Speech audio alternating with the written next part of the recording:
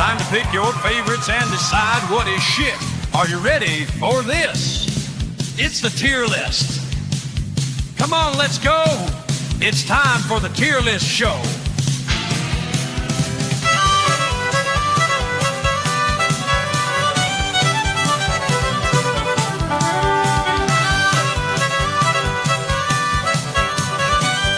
Tonight, happy Star Wars Day! We're ranking the Skywalker Saga episodes 1 through 9, whatever you want to call it. The Palpatine Saga. I know some people were joking earlier in the chat. But anyhow, good evening. Welcome everybody to the Tier List Show. I am Tom. We have Mo in the house. How you doing, Mo? Hey, doing great. Enjoying the weekend. Paying respect to all those who served our country and gave up, which is dear to them. The ultimate sacrifice. Yes, indeed. and Yes. I lost my dad 8 years ago. He was a Vietnam vet, so throw it up there. I'm going to be glad to talk about some of these movies. The other ones, maybe not so much. But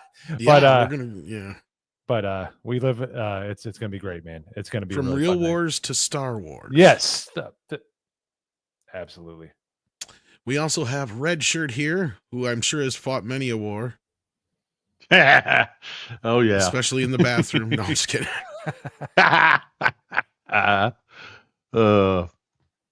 Us older gentlemen know what that's all about. It's a whole new war at some point.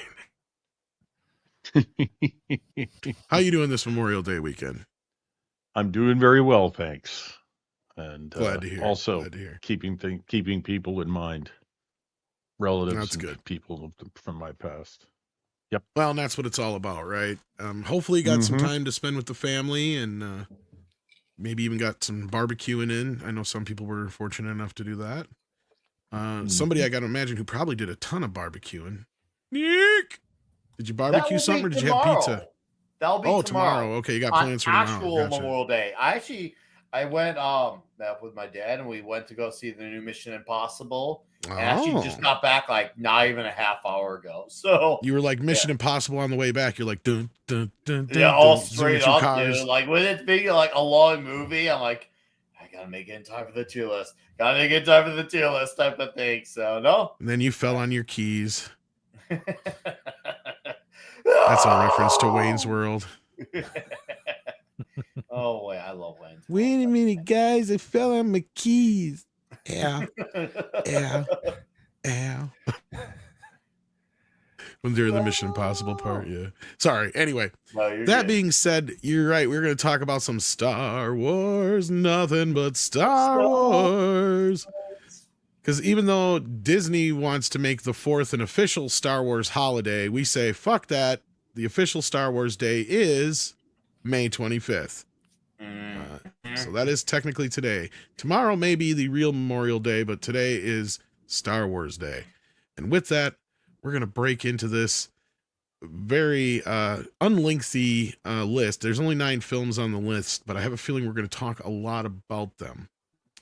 And I put them in chronological order. And I didn't make this list, or I had to put the better posters here. Somebody chose to use the Blu-ray posters. Oh, speaking of, we have a Sith Lord joining us. Darth Masterson. I see you are sponsored by Under Armour. Times were hard since I fell down that damn chute, that reactor shaft. They pay good. And on time. Yes, somehow I've suddenly returned. Somehow, once again, something. Somehow you returned, and somehow you had a child. I don't know who would want to get near the Emperor, but holy shit, man. You are hard to look at. My reactor shaft was as wrinkled as my scrotum. You make Deadpool look attractive. That's how horrible you are.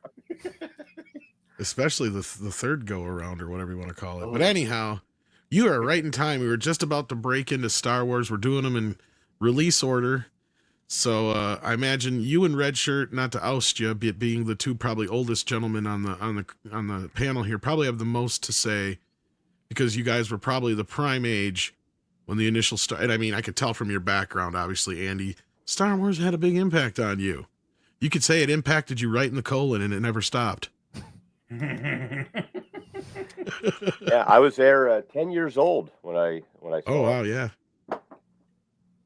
So yeah, in Red Shirt, you were telling us a little bit before the start of the show about your memories of it. So let's start with you.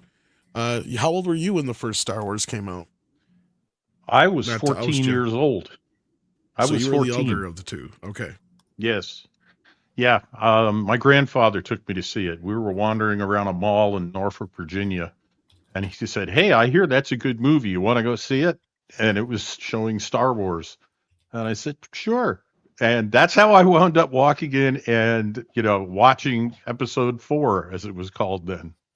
Oh man. I mean, and I didn't see it anywhere near when it opened, because when it opened, people were camping on the sidewalk overnight in order to get in line to buy tickets.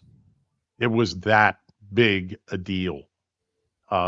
If you weren't there the night before, you only had a random chance of actually getting into the theater. So it was huge. And there's a story I remember reading about at the time, not long after the movie came out. One reviewer pointed out that, back in those days, they didn't have DVDs, Blu-rays, or any of that. So a preview for critics was a closed screening of the film just for critics. So you've got this theater with all the local critics in it, and anybody else who can, any other critic that came in to see it. And the guy said, when the Star Destroyer first appeared on the screen chasing the diplomatic ship, and it got bigger and bigger and bigger and bigger as it comes in from the top of the screen, he says every critic in the room was clapping and cheering. That's that's like getting a bunch of Methodists to go to a frat party. That does not happen. I don't know that's ever happened. Oh, we do. And not just that, but actually having a good time on top of it all, right? Like, yeah. Yes. Yeah, this is how big it was. I mean, even the critics were like, "Oh my goodness." So, culturally, the first Star Wars movie that came out in 1977 absolutely blew people's minds. And if you don't know, Industrial Light and Magic, the special effects studio, developed computer-controlled cameras and an optical printing system for digital images to layer them and combine them into one image to produce one frame of film. That's the only way they could do the special effects for Star Wars in the 70s. And that George Lucas created that company, ILM, specifically to do the special effects on the first Star Wars movie. So this was a hugely complicated production. And by the standards of the day, it was the effects are unbelievable. Now, they look dated now. If you watch if you can find one of the original editions, but it's still, for its time, it was off the charts in terms of what people thought of it. And nobody even complained about spaceships making screeching sounds during battle scenes when there is no sound in space. Because nobody paid any attention to that. They were just glued to the action. So, and I would actually argue that the original wonky effects in some cases look better than some of the newer ones now that he's done all the digital stuff to them, because it's dated so badly now. Yeah, yes. I would say that because the sense of size and wonder is much better done with miniatures. I think CGI, everything has even though it does get really good and they do a good job with it in some of the prequels, it still seems weightless. It doesn't have heft to it. When the Star Destroyer is chasing the Corvette at the very beginning of episode 4, it feels like a humongous spaceship. in a way that CGI has a very hard time replicating. So what it needed was a bit of cleanup, but as is evidenced by the fan restored original cuts, whether it be Harmy or whether it be 4K 77, 80, and 83, it proves that it stands the test of time. It's almost 50 years old, but it still has that era of the air of wonder and just and there's love in it. It's like what CGI. It's by nature, it's kind of a dead thing. It's designed to supplement practical effects. It's not designed to be the whole entire show. So it's not as self-aware as the sequels are too, either. The first film, right? Like it has this innocence about it. The very, very first one, and it's a point it's brought up, like Industrial Light and Magic, because you're right. It did create a whole new kind of genre of film. Not so much the sci-fi, but the special effects film that would kind of usher in the latter part of the 70s into the 80s, that ILM was kind of the pioneers behind, that would bring us all sorts of, innovative special effects to come past this. And that's one big part of it, because it's hilarious to find out that when George came back from shooting the film, he threw out almost a year's worth of special effects that ILM had already done because they weren't good enough for him, and started from scratch. And, and this movie was like doomed from the start. It was like the little engine that could, because it was like everything that was working against it could work against it. Like Spielberg had talked about how, it was probably the same, like shooting Jaws for him, but only in the desert for George, and George had a mental breakdown and everything else while making this movie. And the studio had no faith in it whatsoever. They had so little faith in this movie, guys, that they forced theaters to take Star Wars if they wanted The Other Side of Midnight. Now, you may not even know what the hell that movie is because it bombed, but it was supposed to be the big movie that year because it was based on a very big novel that had just come out not too long before that. So like to bribe people to take Star Wars, are like, well, if you want The Other Side of Midnight, you have to show Star Wars. So that's why it had so few openings. Yeah. You mentioned, that there was so little support. The studio didn't. George was, losing his mind in Tunisia. And that was a practical set.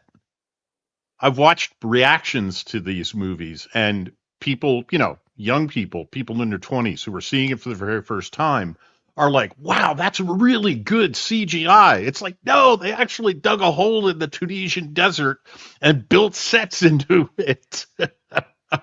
That was real. It's still used today as a hotel. It's a tourist attraction. So the one guy who supported the idea, I mean, the actors weren't taking it seriously because it was obvious to them that this movie was, one, the script didn't make any sense to them. It just seemed silly, and nobody had made a science fiction movie anywhere near on this scale since 2001: A Space Odyssey. And so, and that was almost 10 years earlier. So basically, it turned out that one man essentially sort of grabbed the actors who were in Tunisia by the scruff of the neck, and it was the one guy who didn't really want to be there in the first place, Alec Guinness. But when Alec Guinness signed on to do the movie, because he got a very good deal out of it, he made him a rich man. He realized that his co-stars were not acting particularly professionally; they were slacking off and all that. And he basically sat down with them and said, "Look, you signed a contract to play a character and help make this movie. Now be professionals and give it your best effort." And they did. That opening on Tatooine would have been absolute crap had it not been for Alec Guinness. And the other one I remember seeing is the practical effects were really good. I mean, if you've ever seen the original, what is it? The science fiction series from the 1930s, Flash Gordon. When a spaceship goes across the screen, one, you can see the wires it's hanging from, and two, the sparks coming out of the back turn to smoke, and the smoke rises because it's hot. It turns right angles to the path of the ship and goes up into the air. And they're so funny to watch now because of stuff like that. And the special effects guys realize that when you have an explosion in space, it goes everywhere in all directions, and there's no direction to it because you have no gravity. I mean, there's only one source of gravity. That's the thing that just exploded, really. Well, So the way yeah, go the ahead. way they filmed the explosions was they would put a model, hang it from the ceiling, and put a camera directly underneath it with a blast shield, a big piece of plexiglass they polished and cleaned, or tempered glass, I don't know which. And they'd turn the camera, a high-speed camera on, and then they'd explode the explosives inside the model. And when the model, when the sparks and everything fell downwards, they were all falling towards the camera at the same rate and going outward. And so, for example, the explosion of the Death Star at the end of the original film, they put the Death Star from the ceiling and then they blew it up with a camera directly under it. And that's why the explosion is perfectly symmetrical. So the practical effects were almost as innovative as the digital effects. Right. Really is something else. It revolutionized special effects. Now I want to turn this over to Andy here too, because you were 10, you said, when you saw the first film. So what's your memory of it, and anything else you can add to what Red Shirt and I have already said, basically, and Mo had kind of said too? Well, no one expected it. Every kid in the neighborhood, we went to see it once. I was pretty lucky because my dad was a regular moviegoer, and we went up to this. It was a twin theater. That was our idea of a multiplex back then. You had two theaters side by side, and it was the Eric Twin. And we went to see this thing. And at first, where I was, it wasn't that big of a expectation, but very, very quickly it blew up, and everybody was talking about it. And so we went to see it, like, I think 4 times that summer. And everybody was picking up any kind of stick you could find, and we're whacking the crap out of each other with lightsaber battles. We were starving for some kind of toy. And then they came out with that wait list thing because the toys weren't ready. And I was sitting there pleading with my mom and dad about, like, I really need it's Star Wars, and so then you find out that they would put these little cards in the toy aisle where you could get the waiting list. But we were snatching up everything we possibly could. They hurried up and pushed out a vinyl of the Star Wars soundtrack. Everybody was like sticking some kind of label on things. They had these really, really cheesy handles with an inflatable blade. That was your lightsaber with a flashlight inside of it.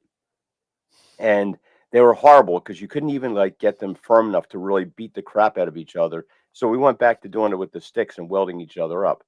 But anything you could find that had any kind of Star Wars appeal to it, everybody was grabbing up. And of course, back then in the 70s, everything was so, it was cheesy, but nobody cared because it was the 70s. I mean, people were wearing plaid bell bottoms.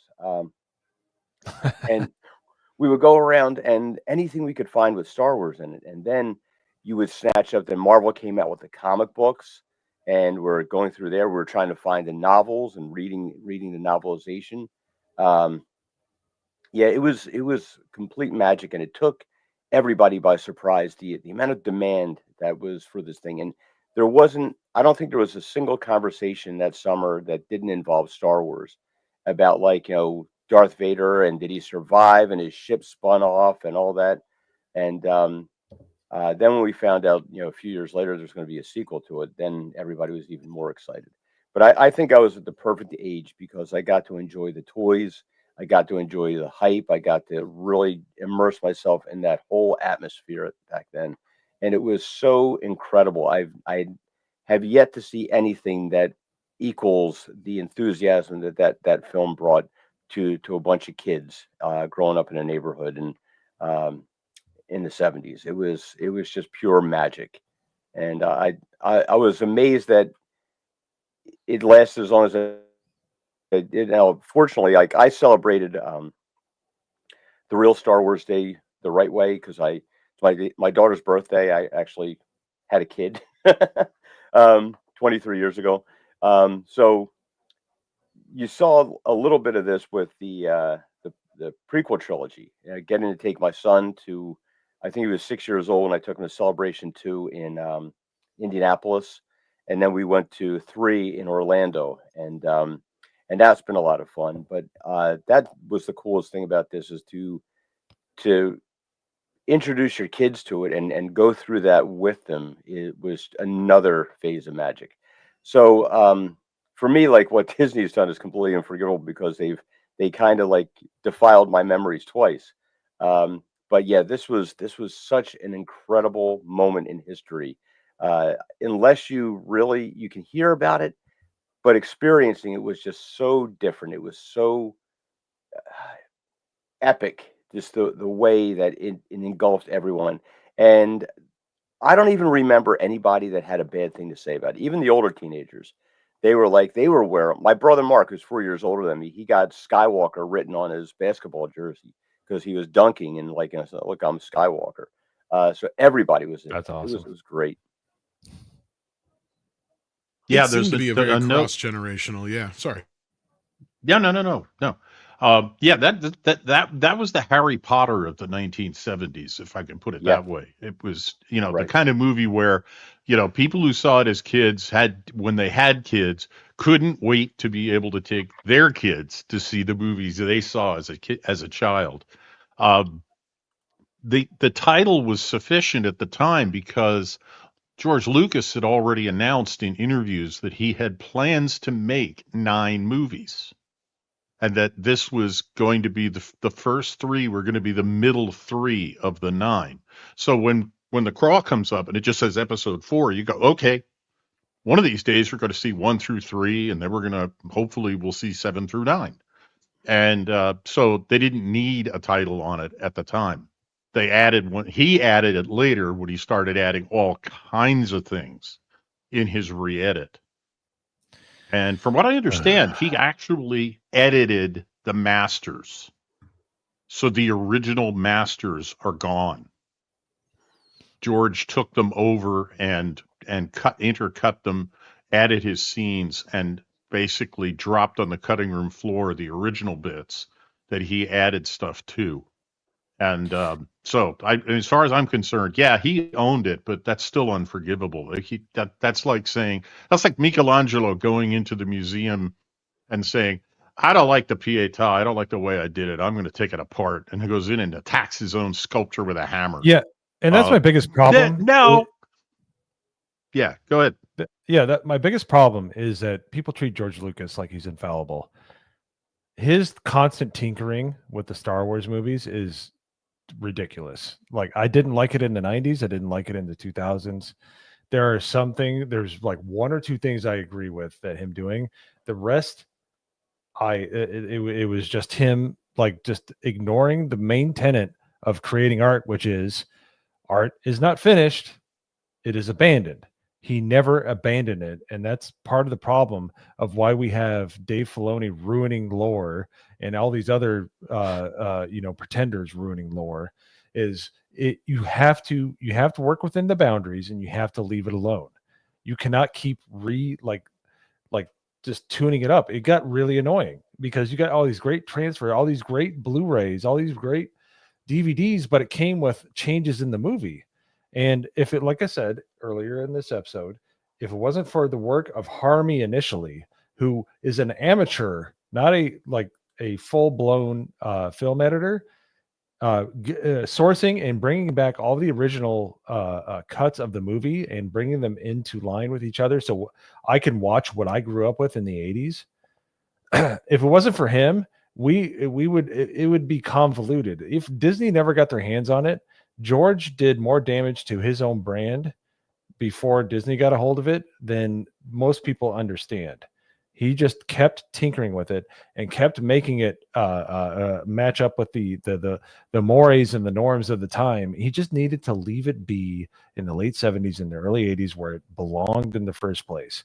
Him messing with it was a big problem. So when people say, well, George Lucas worked on this, George Lucas came up with this, George Lucas signed off on Ahsoka, I don't care. You could, you and here I thought I was going to be the one to bring this shit up, Mo. No, with you, but you did it for me here. Look, and I mean, you're not wrong. And it's funny you brought up the Michelangelo thing with the statue, because there was actually this famous story for years that people have since supposedly debunked, but the painter Bonnard, right, famously was supposedly arrested in the Louvre for fixing his own painting. And the guard at the time reportedly said, "It's in the Louvre. It's done."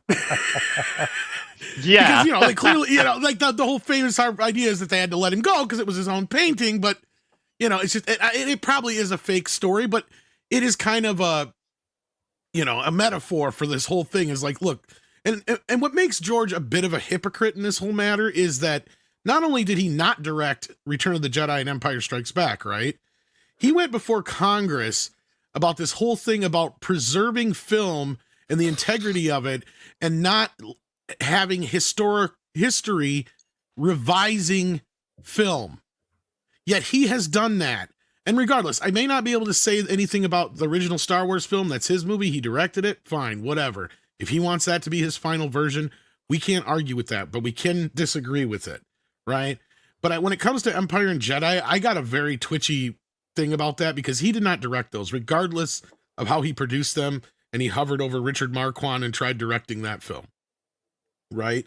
And for him to touch those movies is kind of like, to me, a little sacrilegious, regardless of who he is. And you guys are right. Like, I love George Lucas. He's one of the most innovative, greatest writer-directors we've ever had, but he's also somebody who loves revisionist history in so many ways, whether it's his movies, his real life. In fact, just before the show, Redshirt and I were trying to talk about how, like, when they actually added the episode 4 to the titles, and I said, as far as I know, it was during one of the first re-releases that he did that, because at that point they knew they were going to do a sequel, so George started slapping that shit on there and changing shit, and he was changing stuff early on. There's every sound mix of the original Star Wars is different because he added and subtracted things along the way. And then you get to Empire, which we're going to get to in just a few minutes here, because, in that one, there's 2 different versions of the movie that initially came out, but we'll get to that. But Nick, you've been awfully patient and quiet and haven't got a chance to speak at all yet. So let's hear about you. You're the youngest of us. What's your experience with the original Star Wars film? Oh, man. Some may say it was the best experience. No, for real. It may have been, because I was introduced to, obviously, Star Wars, the one titled A New Hope. I called it Star Wars for the longest time. It was in 94, 95, and I fell in love with it. I went to Toys R Us all the time. So you would have been one of the THX kids, basically.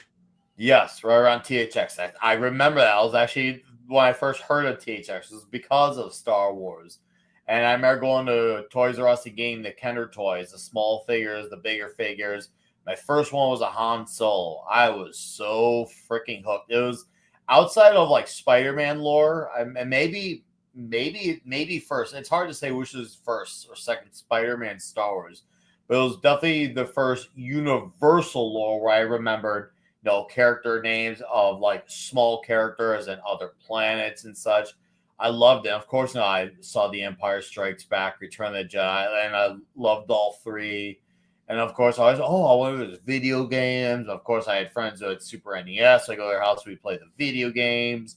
And then I remember Shadows of the Empire on N64, where you got to play as Dash Rendar. That freaking blew my mind. I was in love with that game. I loved it so much that when I borrowed it from my friend, I think he actually had to borrow it back from me. That's how much I loved it. So you make that comment what you will when he had to borrow it back. quick insert, IG88 can kiss my ass. So. Oh, dude! Oh, man! Oh, he takes bring All right. back. I got it out of my system. Go ahead. Yeah, no, it's good. Of course, I saw and I didn't know about like the add-ons at the time, but of course I saw the special edition versions at the theater in '97, all three of them. I was just happy to see those movies in a theater, so I was happy with that at 10 years old actually. And then of course, the Phantom Menace has come in. I heard about people camping out. And I was probably one of the few kids who I knew who had all the cans of the 24 characters from the Phantom Menace on all the cans. I collected all 24. So as I hated, I got because I needed to have all 24 cans. And I still got a lot of my, even though I don't have the cans anymore, they probably would smell bad if I kept them 26 years later. But I had I have my big giant Yoda cup up there from the Phantom Menace. I should go and get it soon. But, remember when Pizza Hut, KFC, and Taco Bell doing all the crazy merch for it, dude? Oh, do I? Because I was working for Taco Bell at that Also, time, the Yoda fortune teller. I remember, always, peeling off the strip on the cup to see what was going to be my next Star Wars thing. I was so excited. So excited. I just absolutely love Star So you're Wars. more of a prequel kid in the end, but yeah. Well, here's the thing. I liked the Phantom Menace as a kid, but I knew something was off. I couldn't really put my finger on it. I liked Attack of the Clones a little bit. My problem was with that one, even in middle school, was it was 2 weeks after Spider-Man came out, and it felt like the middle part of it really dragged ass. However, I do like Revenge of the Sith, and we'll get into those in more in depth. But yeah, I was just curious if you were because I'm trying to figure out how old. Oh, the original trilogy is my favorite by far and large. Right. But my last part of this, and then we'll get into the tier, is how I saw Revenge of the Sith. I was still not working my first job yet. I know, 17, not working out. Well, whatever. And I was like, I need to get money. You know what? I'm going to beg for money at school all day. I'm going to go to all 3 lunch periods, skip class, and I'm going to go to every single table and beg for change. I'm going to turn it into a bunch of change, and that's going to cover my gas, my popcorn, my everything. Holy shit, you really are from Chicago. I know, right? And handling. You want to know how many girls are like, oh, please take my change. I hate carrying all this change in my purse. Well, dude, I got over $120. So Nick was that kid. Wow. Handling for Star Wars. Yeah. I was the mooch, and I got some over of that Star Wars $120 in change. I was able to buy me and a few friends tickets and get us all food. It was amazing. So that needed to be before we get into it too. So I knew you guys would like that part. Tom, can I tell one more story before we go to the tier? Okay. This is the first time I ever went on a rant about a movie. It wasn't even on YouTube. This is way before I got on YouTube. I was at a company appreciation day for all the employee appreciation days. So they took us into Boston. They got us on a duck tour, and they took us to McCormick and Schmidt, the steakhouse. And I'm sitting at a table with 3 of my colleagues as software engineers. And I went off on the thing I hate the most about George Lucas's edit of this movie, which is in the cantina scene with Greedo. In the original movie, Han shoots Greedo, period, end of story, and Greedo's head thuds on the table and he's dead. In the remake, Greedo fires. So you can make the argument that Han is defending himself from Greedo. Whereas in the original, Han kills Greedo in cold blood to avoid having Greedo take him back to Jabba because he's got this lucrative trip to go on. And Greedo doesn't care because the bounty's valid.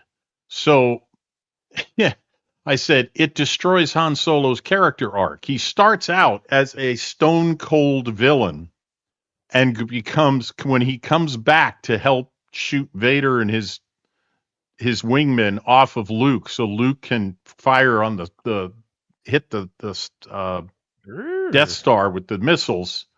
I said, that's the right arc for Han Solo. He really is a rogue at the beginning, as Leia calls him. And he loses that when Greedo shoots but misses, and I'm saying I went through this whole long explanation, probably took 5 minutes, and one of the guys sitting at the table is staring at me, and he said, "It's only a movie." And I was so pissed at that comment that I looked back at him and I said, "Yeah, so's Triumph of the Will." I think just about every Star Wars fan had that conversation with people that just didn't get it, right? Because look, he didn't get it. And at the time, people need to understand, because this is true, when it comes to the special editions, we didn't realize that when George put out that commercial that said, "One last time," he fucking meant it. Like, we didn't know that's what he meant. Like, never again are you ever going to be able to see these movies the way they are ever again. Like, we were already kind of on the cusp of DVD, so that's what I thought it meant, was like, this is the last time you're going to be able to get them on VHS, and plus the special editions are coming out, so yeah. I had no idea, and as a lot of people did, that he meant forever. Like in the Sandlot, forever. When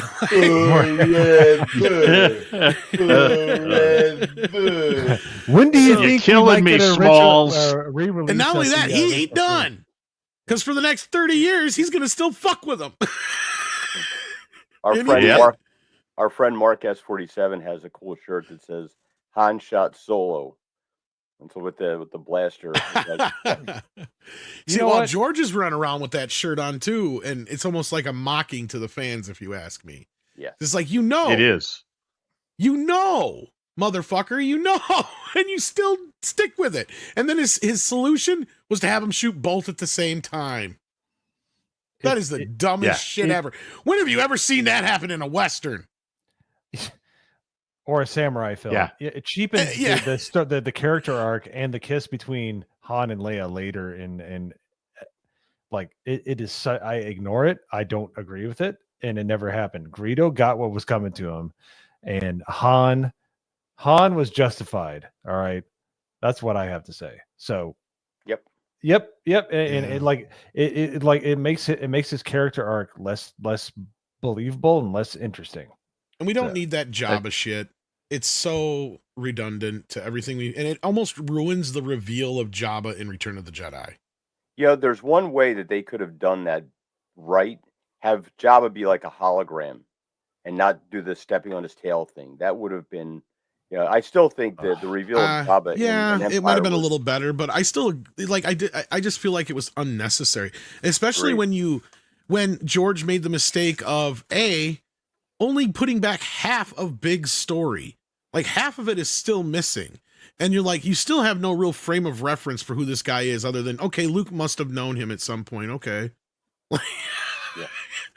Yeah. Which even, because it's supposed to add to the whole, you blast at Biggs when he's not there, when he needs him later on, because he knows him.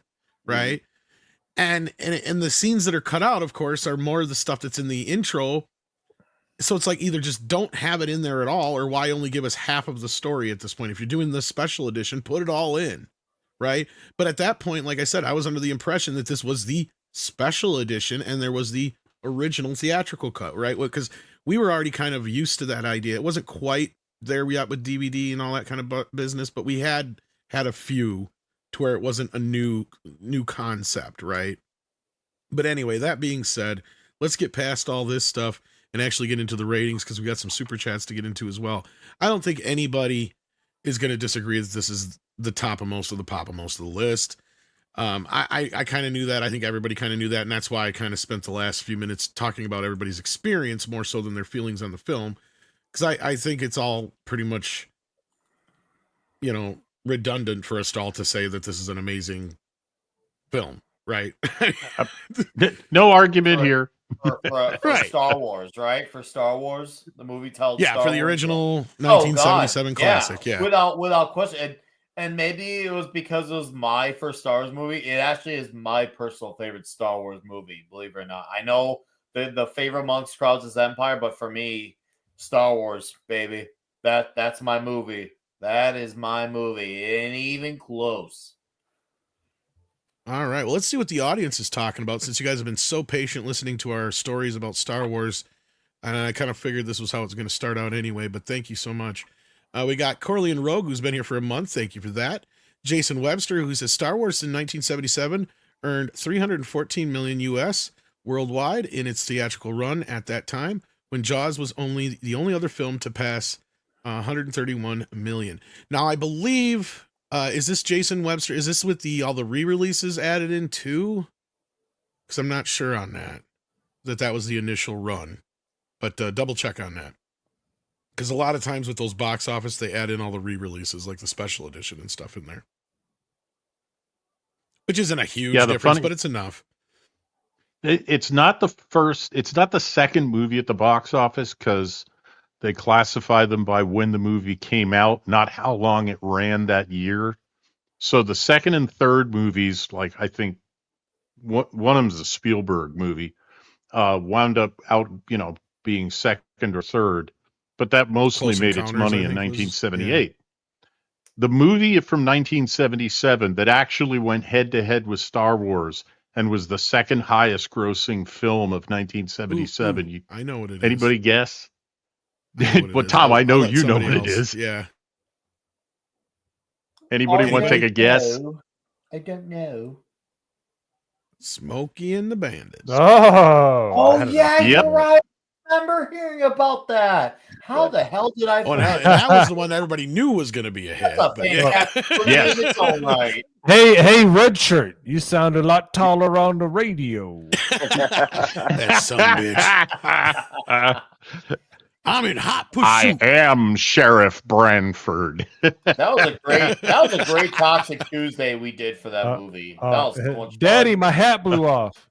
The first thing I do when I get home is I'm gonna punch your mama in the mouth. There ain't no way. It's way a pity you your cover head my wasn't in noise. it. Yeah. How do you know, Daddy? I got a sixth sense about these things. I don't know. I'd rather have a dime, Daddy. Daddy, Think about it. Just don't do it. Yeah, just don't do it. Yes. Oh. Yeah, Jason Jackie Webster Gleason. says, thank you so much for that. And then also, 2 BAFTA Award. It won, Star Wars had become a global pop culture phenomenon and won 7 Academy Awards and 1 honorary Oscar, 2 BAFTA Awards, and 3 Grammy Awards. But you know who went home empty-handed on awards night? And never seemed to forget it, I guess, and has always held a grudge about it? Mr. Lucas himself. So, Yep. Yeah.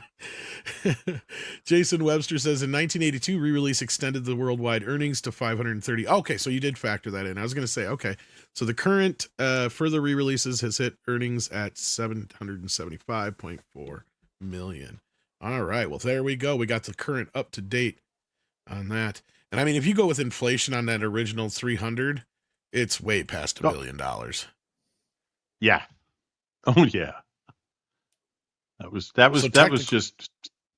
was stupid money in those days for a Hollywood movie, for one movie. Exactly. Somebody else was going to say something else I didn't hear. Was it Mo? No, I'm good. Okay. Anybody? Okay.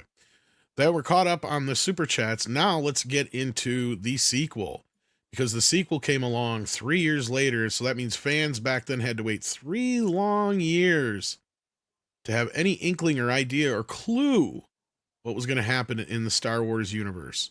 But for a lot of us younger people, we got instant gratification. So let's start with some instant gratification right off the bat, since Nick waited so long last time. Let him lead things off.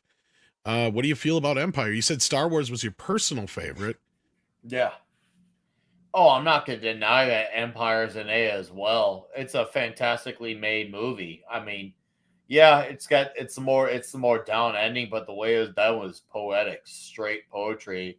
And obviously it, like, seeing, for me, my very first like tough to watch scenes, believe it or not, was seeing Han Solo being frozen in carbonite, because he was my favorite character going into that movie. And I was like, I didn't understand that he's not dead, he's just frozen, and maybe there is a way, or isn't a way out. My parents had to basically explain to me that he wasn't dead too the first time I saw it. So we're on a similar boat. Yeah, that was hard. I was like, no, not fucking Han Solo. I didn't say fuck as a kid, but you get my point. Little kid crying his brains out. out. Dude, it was heartbreaking. But fantastic movie. Obviously, then you have the reveal, the mother of all reveals, and this is why anyone who's ever getting to Star Wars, you start off with the original trilogy first, because this gets ruined by watching the prequel trilogy, that the greatest reveal of all time.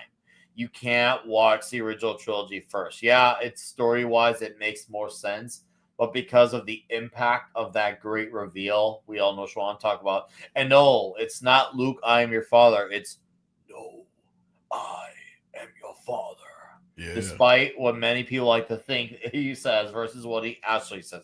Obviously, it's an A movie. Obviously. Be a Nicholas saying fuck is afraid. No, believe it or not, I wasn't. I didn't start swearing a lot until I was about 12. Grand Admiral Adam, 12. Yeah, and I mean, it's funny you mentioned watching the prequel. No, you're fine. I was just gonna say it's funny you mentioned watching the prequels first. I can't remember who told this story before, so I apologize. But I swear it was somebody I've been on a panel show before. So if it's one of y'all, please pick up and interrupt me. But if not, I saw the OG trilogy first. Yeah, basically somebody was telling me how they were watching the Star Wars movies with their kids, because I remember giving them shit. I'm like, why would you show them in the wrong order? Why would you show them episode 1 through 6 in that order? And they didn't really have a good excuse from what I remember. But they also were talking about how their kid was so upset when they found out that when it got to the end and Anakin turned in episode 3. They had no inkling or idea that this was coming. Right? So like they had no frame of reference. It was just so happened that the kid was kind of like totally, had no idea about the whole Darth Vader father connection. Right? Well, so when seeing their hero, their favorite character, turn to the dark side was just devastating for them. I guess I'm trying to remember who told this story, but yeah, I was like, was it R&B who told this story? Maybe he told somebody else's story, but yeah, I know I remember hearing this story, and I'm just like, yeah, that's funny. But I've also watched some videos before where people will show their kids the Star Wars films, but they'll usually show them Empire and show them the reaction to the Darth Vader being the father thing. So yeah. Anyhow, yeah, so you give it an A, and then let's see who goes next here. Mo, what did you think about Empire the first time you saw it? Oh, I loved it. I think I still have the Betamax tape that we taped off HBO back in the day. That free preview weekend, because we didn't have a lot of money growing up. But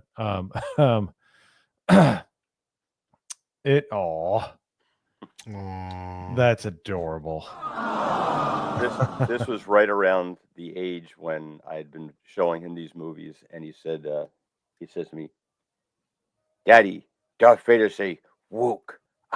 Father."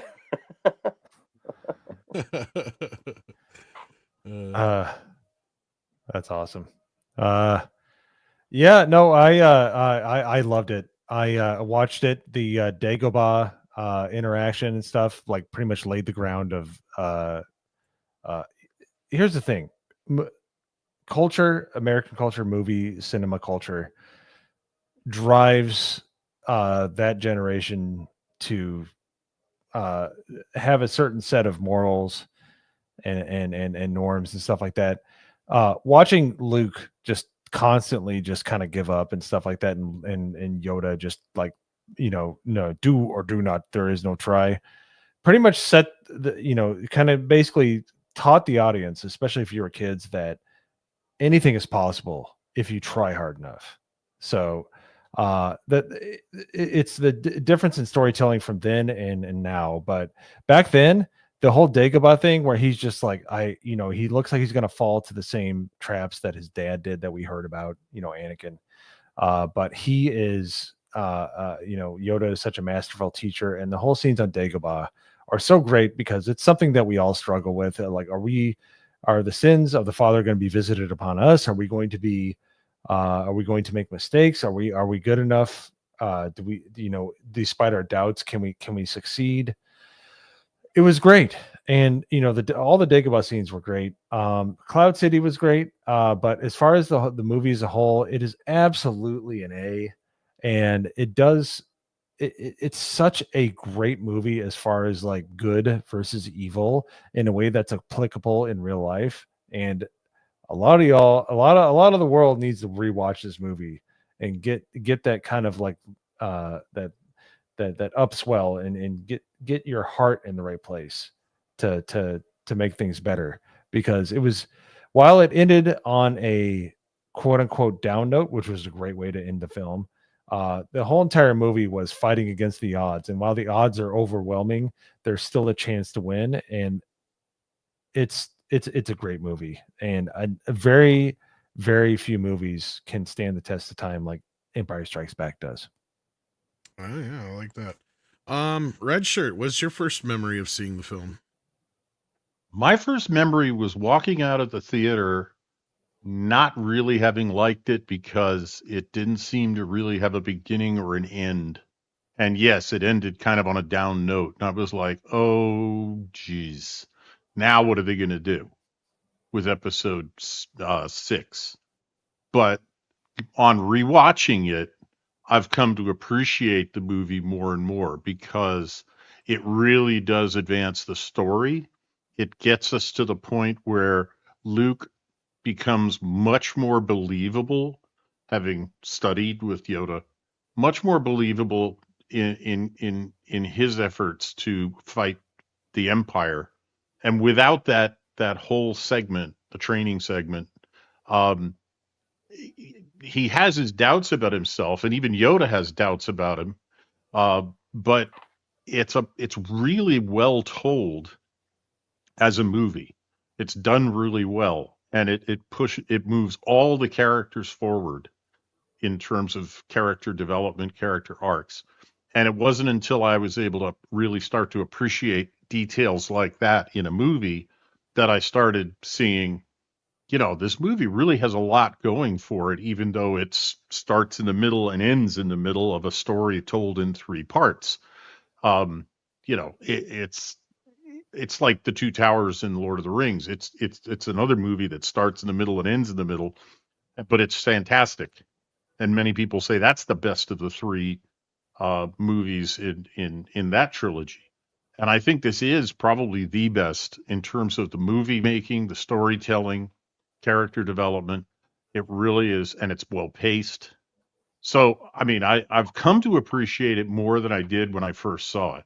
I liked it when I first saw it, but not as much as the first movie. I was a little disappointed. I was like, if this keeps you had going in a this similar direction, reaction to some people, it sounds like, from, if you go back and look at reviews and reactions to the film, because I mean, the only thing to me that kind of personally makes the only thing that makes it to where you can't watch it as a standalone film is the point you just made, and that is that it doesn't technically have a beginning and it has an open-ended ending, right? Because if they actually had a beginning where they reintroduced the characters and it actually had a tied-up ending, you could say that this is one of the few sequels that you don't need to see the first one to get into, and it works in that respect, and it should almost be that way because of the way that George initially structured the stories. But you're 100% right about everything else, in that it pushes the story along and all these other business that you just said, to the point where I will argue that The Empire Strikes Back is probably the greatest sequel ever, right? Because it doesn't fall into all the same similar sequel tropes that most sequels do. The only one that may rival it and come close is probably The Godfather 2. But in that respect, like, I'll even be one to argue, The Godfather is technically a better film, probably. But in this case, like, so you're going to say Jaws 4.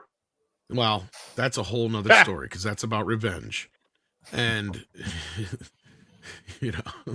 this time it's personal. So, anyhow, no, like, you hit all, like, a lot of the main points of why I think it did kind of, it sparked a lot of debate at the time it first happened. What's the whole thing of, is Darth Vader really his father? Is he lying? And Yoda as a character and all that kind of business and stuff that he added to the Jedi lore and all that kind of stuff. But I want to get Andy's kind of your memory of the time when it came out and feelings about the film.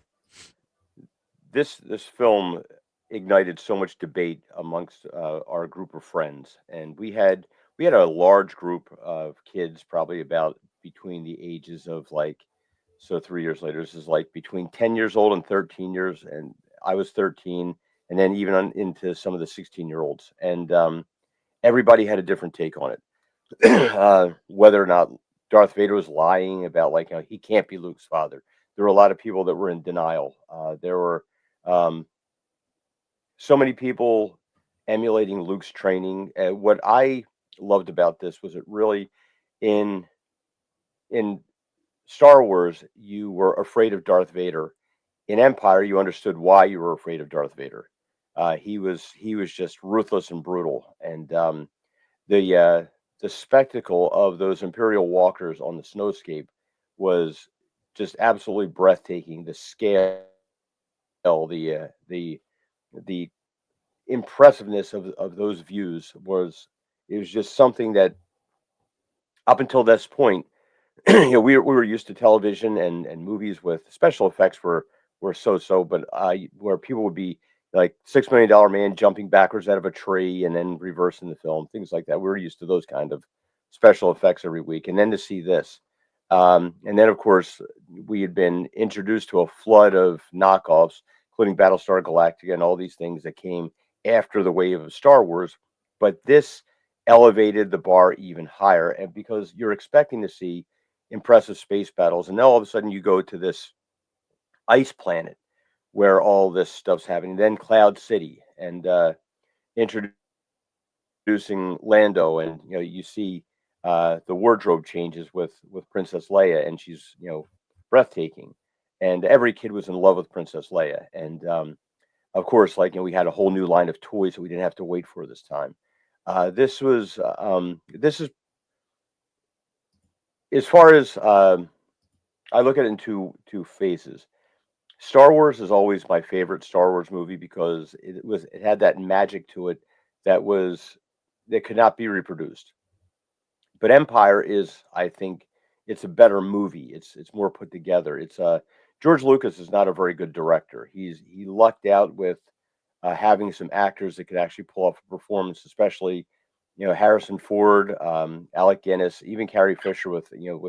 I watched her audition tapes for for Princess Leia, and she was really pouring her heart into it, and everybody else was kind of walking through it like they were shopping at the mall, and she was really effective at that.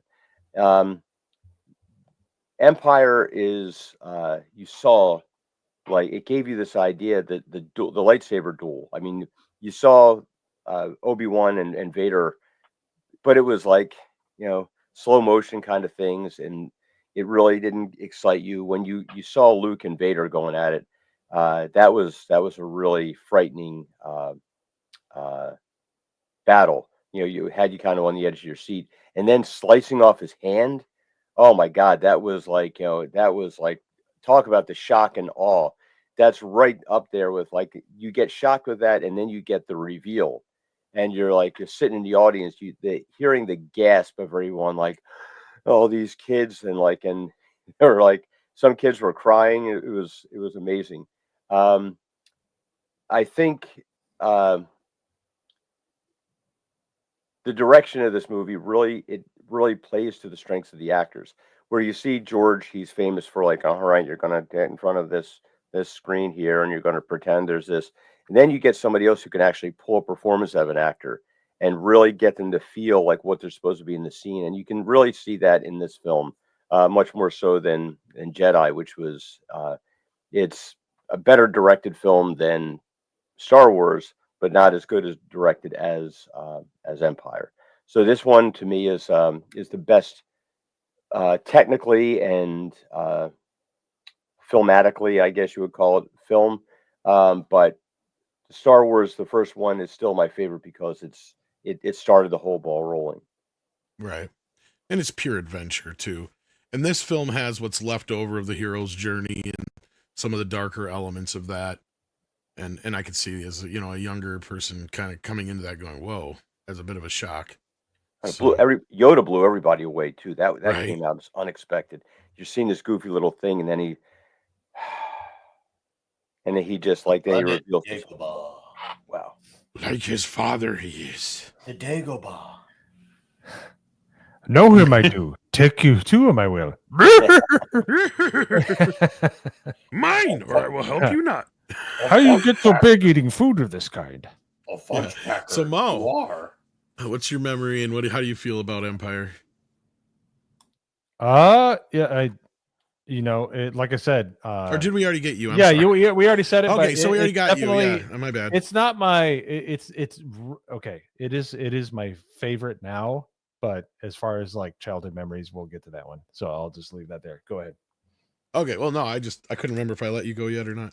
Because yeah, so me growing up, it was also. I mean, I said a little bit already, but this was my favorite one. And the funny thing is I called it the Umpire Strikes Back when I was real little.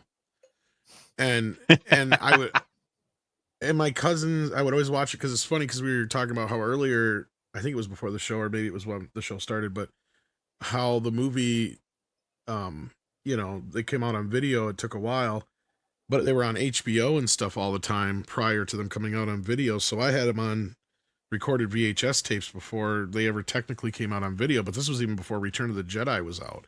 So I'd have Star Wars and Empire, but I watched Empire endlessly.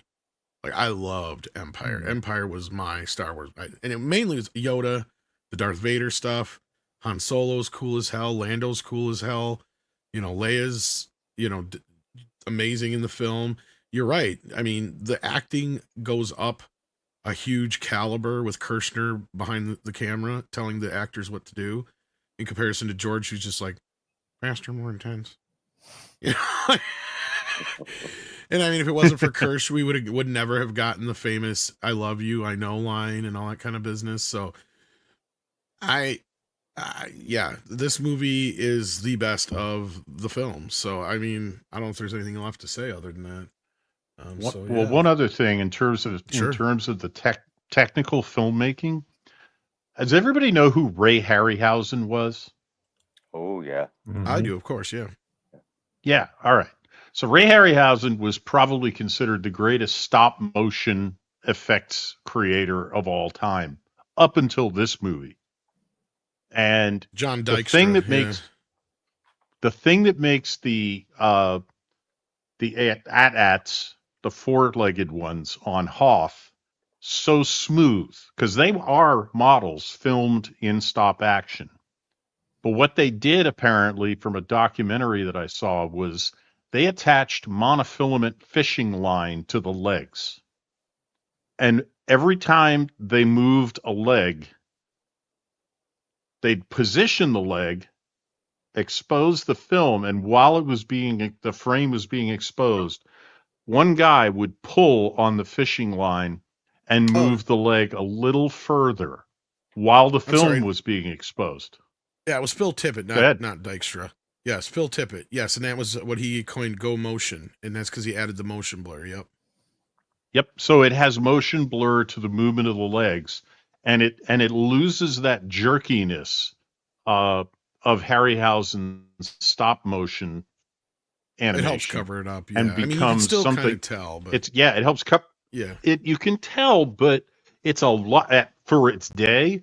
It was like, did they actually build those things? It worked much better. And they just couldn't get it to walk right?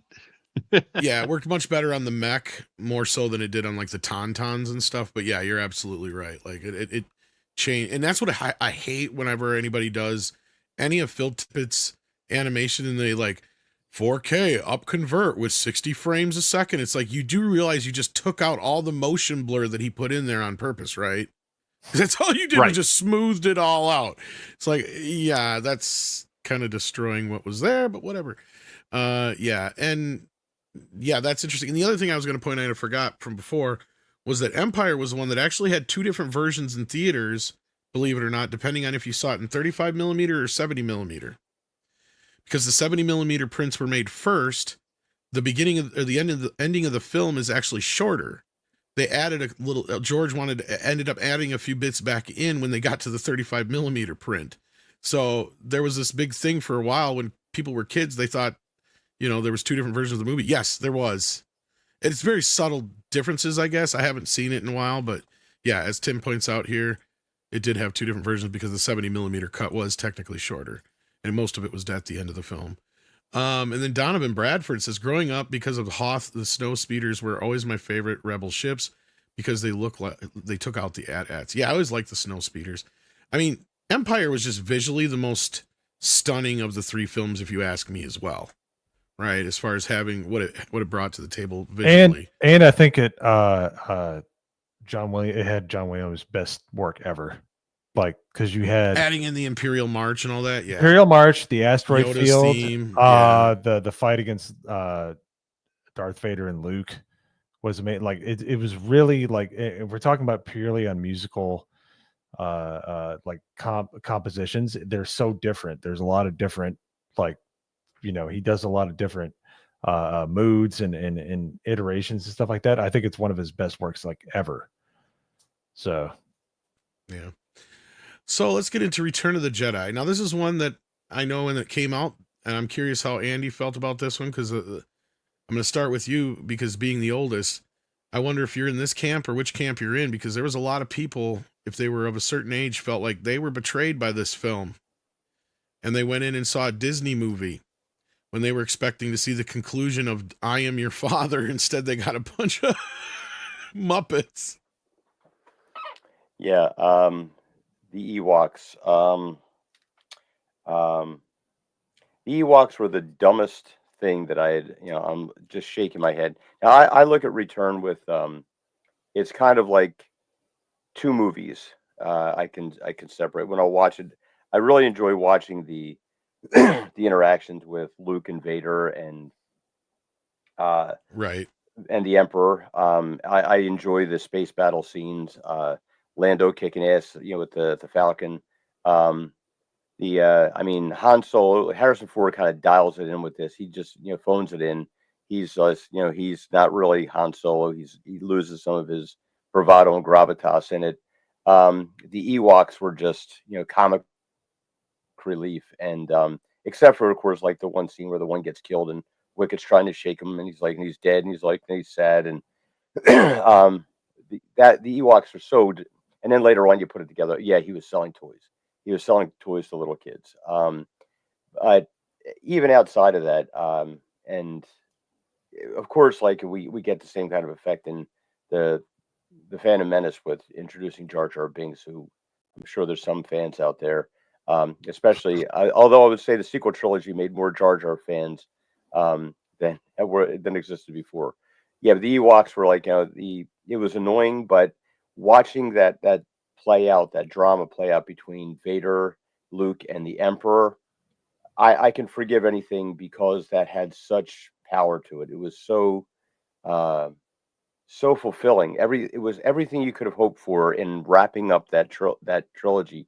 That I can ignore the silliness of the Ewoks. Plus, in modern age, we can just kind of like not just fast forward, but skip forward and not have to look at them at all. Yeah, Red Shirt being the next oldest, how did you feel when Jedi came out? Well, I liked the fact that this basically turned out to be the closest we ever got to seeing Luke Skywalker as a Jedi Knight, full-fledged, and he passes his final test in the end. I'm a Jedi like my father before me. And that took balls to say in a room with Darth Vader and the Emperor, basically 2 Sith against 1 Jedi. So that was cool. I think that I hadn't had time to look for the dates. When did Spaceballs come out? 86, I think it was, or 87. Okay, and this was 83. Yeah, so this is a few years before. Okay, so. Then, as far as I'm concerned, the Ewoks are the justification for one of the best lines in Spaceballs. When Mel Brooks is yet playing a parody of Yoda, says merchandising. That's just, the Ewoks were to merchandise this film. They wanted all of the little kids to be begging for every figure and you had toy plushies, they could you get had their figures, hands on. you had everything. Yeah, T-shirts. Yes. The original and that's Yoda. and as far like Baby Yoda. As far as I'm concerned, that's why they were in this film. And yeah, I'm with everybody else. I couldn't stand them. I thought they were stupid. because I was in college when this came out, and there was no way I was going to go out and buy an Ewok plushie. That's not going to happen. So, you know, the end of this movie is a lot better than the beginning.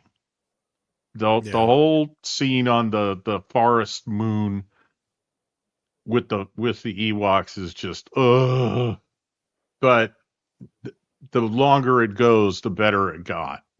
And I'm just happy that they came up with a good resolution to the first trilogy. So I'm willing to forgive the Ewoks. I like the idea. Just skip that part and watch the rest of the movie. It is a bit of a lull. Like, look, Ewoks aside, like once they leave Tatooine, and you have the Yoda scene, there is this lull on once you get through the whole plan scene, and once they first get to Endor until they get to the speeder bike scene, it's kind of slow, and then it slows down again after the speeder bike scene, and a lot of that is the Ewok stuff, right? Regardless of the cutesy wootsy stuff aside, you're not wrong. It does kind of like you could have cut, because this is the problem with this movie too, is it's the longest of the first three, and it's like 2 hours and 15, 20 minutes or something like that. Maybe 10 at the tops. I can't remember what it is, but you still could have trimmed some of that off by not having so much of the Ewok stuff, because it is just there to sell toys. You're not wrong. And it also was there to fulfill this thing that he had, this nagging thing that was left over from the original script that he didn't get in there, where he had Wookiees fighting at the same time on the ground with the whole Death Star thing. And that also then brings us to the other kind of problem with the film, and that is that you have another Death Star, right? Kind of, it's there for just because reason. Like, whatever. Okay, fine. Another Death Star. It's bigger this time, sure. And that's why Spaceballs is called Spaceballs, because it was just like, it's another, because that was one thing everybody's making fun of. It's just like, it's the same as the first one. It's just a bigger ball this time. It's like, right. But so said, I mean, it's, go ahead. Sorry. Yeah. No, that being said, I mean, I think it provides a good end to the story. I'm absolutely with you. They could have just sliced out about 10 minutes of the Ewoks, and it would have made the film better, and tightened up some of the slowest parts, and just, okay, we're on our way. We're here. Good. Fine. You made it. Excellent. Let's move on. Well, I mean, the scene with Wicket and Leia, as much as most people love it, do you realize how long that scene goes on? Yeah. It's like a 6-7 minute scene. It's like, in the middle of your movie. Yes. So, I mean, it's not as good. And certainly when you compare it to the movie that immediately preceded it, which is Empire Strikes Back. Which is funny, it's nowhere. No, go ahead. I mean, it's nowhere near as well edited and crafted as Empire Strikes Back. It is not as tight. It doesn't have the better beginning to the story, and it has a good ending, but it doesn't have a good beginning. It took too long. The runtime is too long. Basically, but I still consider it to be A tier for the simple reason that it belongs with the other two, the trilogy, and it finishes that story. And they could have screwed that up, and they didn't. Yeah, Carrie Fisher was pretty strung out during this fucking movie. That's another problem, you could tell. She lost 20, 30 pounds between movies, and not that much, but quite a bit. And you could tell she was very, in fact, she's got her cocaine nail in most of the movie. Oh yeah, I forgot. Yes, she has it in Empire too, but like it's just like in Return of the Jedi, you can tell she's just completely. And I feel bad the whole movie watching her, and sometimes because as an adult I noticed this, right? Because as a kid, and I'm curious if Mo and Nick, you were the same way with this. Like as a kid, this was one of my favorites. I loved it. I had no problems with it. Didn't have any of the issues with it. A lot of this stuff manifested as I got older, so that's why I understood Andy and Red Shirt's initial reaction to the movie. Because although I may not feel that badly about it, I still agree with it's like an A, right? But it's a step down from the other ones. A lot of rehashing and retreading from the other films. What did you guys think of it? Mo, let's start with you. Was Return of the Jedi your favorite growing up, or Oh yeah, mainly because of the speeders going through the forest was amazing. It's still amazing. Uh, a lot of the scenes, the interaction between the Emperor and Luke and Vader was great. And yeah, I was like 5 or 6, and I like the Ewoks. Okay, I thought it was stupid when they're like, okay, he's trying to get food to the Ewoks, and it's like, okay, you know. But even back then, I was like, wait a minute, did the Ewoks eat people? Like I was like, this is messed up. Yeah, yeah. As an Leia adult, you got her also get to dress. notice those little things too. Oh no, yeah. I noticed it when I was a kid. I'm like, wait a minute, because they were trying to cook Han Solo and stuff like that, and he's trying to blow out the flame, and I'm like, and then you see like the empty stormtrooper helmets at the end of it playing out. Yeah. I'm like, wow, these people are creeps. Yeah, where did Leia get that dress? Yeah, that's another good question. Did she have that underneath her other outfit? That's a good question. Yeah. So yeah, I thought the special effects going through the second Death Star were fantastic. There's a lot to love about this movie, but yeah, this was definitely because this was the first one that came out when I was alive, and because of Right. that, I saw it when I was 5 or 6, like 2 or 3 years after it came out. Once again, Mhm. probably taped on the free HBO weekend because we didn't have much money. Yeah. But I really enjoyed it. The interaction between Vader and Palpatine, when Vader goes, "It is too late for me, son," and like just the I wish I could. The tug of war he's having. Yeah, but it's like just underlines how awesome James Earl Jones is. Rest in peace. He's just literally one of the best. You know what I noticed about that scene this time I've never noticed before? And that's probably because George fixed it in the special editions, but I watched the 4K 83. In the first shot, the floor isn't done. It's fucking what do you call it? Pressed board. And then in the next shots, it's all painted gray or whatever. It looks like it's a finished floor. I never noticed that until this time. It's hard to find good workers on Endor. Not many Mexicans on Endor. The Ewoks are close, but they actually no, right. We tried, but they ate too many stormtroopers. Yes.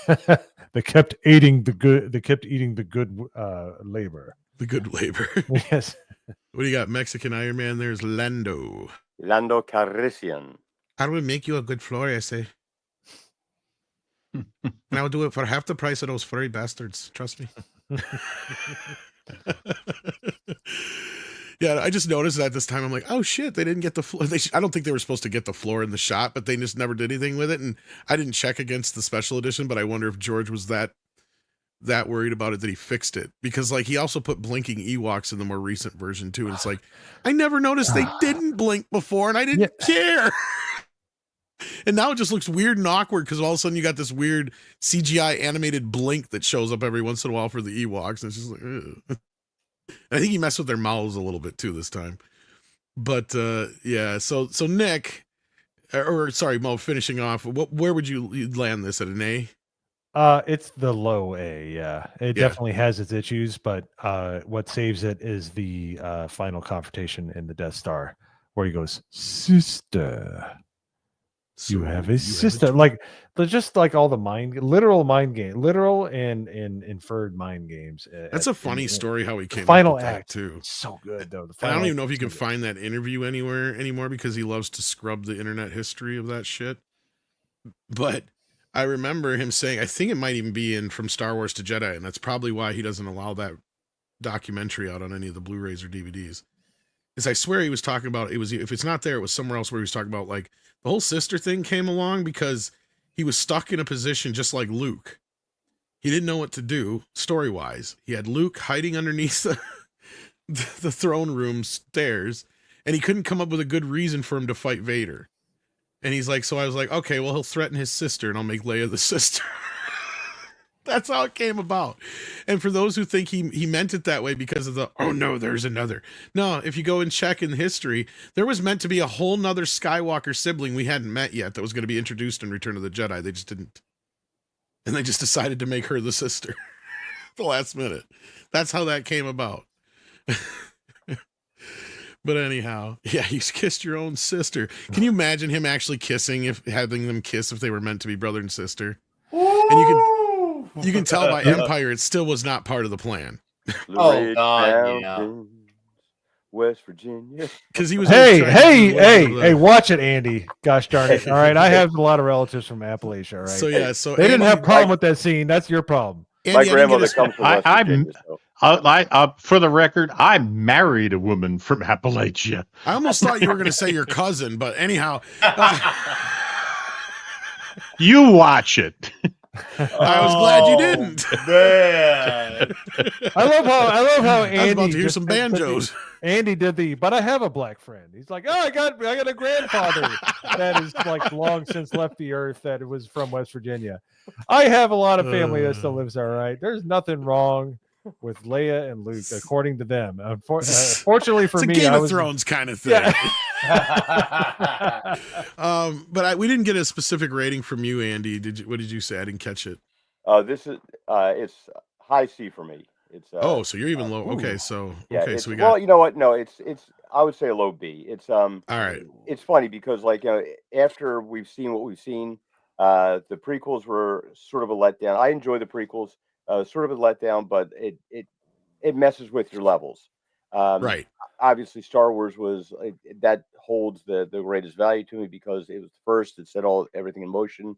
Empire is the best made film, so that's number one. That's the highest film, so that's Star Wars is 1 and 2. Then Jedi's 3. There's some disappointing parts to it, but that resolution really pulls it up in the end. So that's really that elevates it up for me.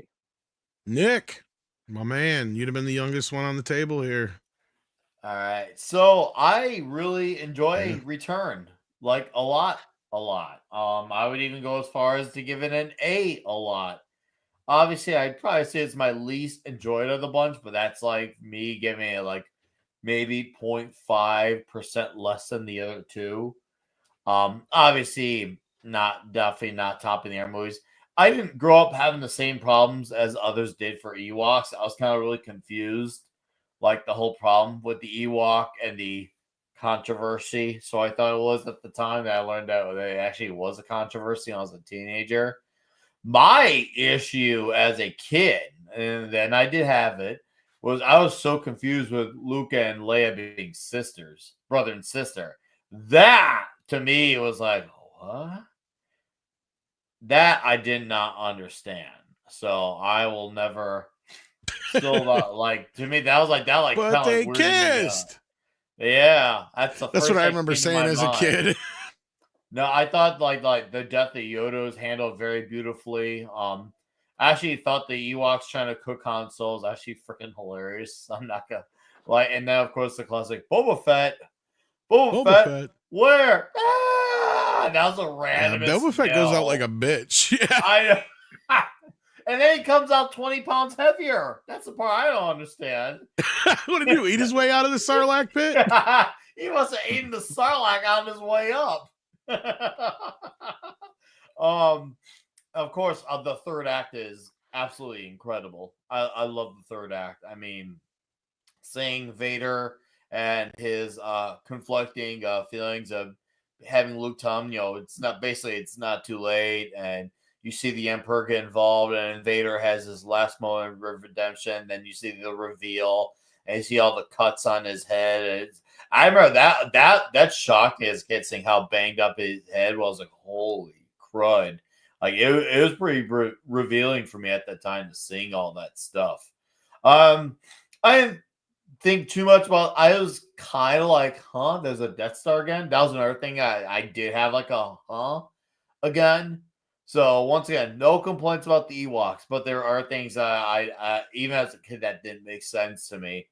But I still loved it. I still am very entertained by it, and I've gone back to it obviously a lot since then, and it still holds up for me. Aside from those two problems I have, I guess you could say for me they're more so just nitpicks and nothing that really takes away from my enjoyment of the movies, even if they seem a little bit weird at face value. So yeah, I'll put it in the A still for me. All right. You got to go already, Mo, right? I think so. He left anyway. He had to step away anyway. So here we are. It's down to me because we got mostly A's across the board, except for Andy, who gave it a B. Boy, this is a tough one for me because I did love it a lot growing up. But as an adult now, to me, like I could skip through the beginning and just watch the last part with Vader and Luke and the Emperor, because that stuff is, I mean, if anything, it makes the movie, and it's the best, in my opinion, the best duel in all of the films, because it has the most emotion in it, right? It has the most stakes in it. And I've made this argument before, and I don't even know if George was aware of this at the time when he wrote it, but Darth Vader is kind of fighting for Luke's soul in that scene without him even maybe realizing it. Because all he had to do was just sit back and let Luke kill the Emperor, and Vader wins. But what does he do?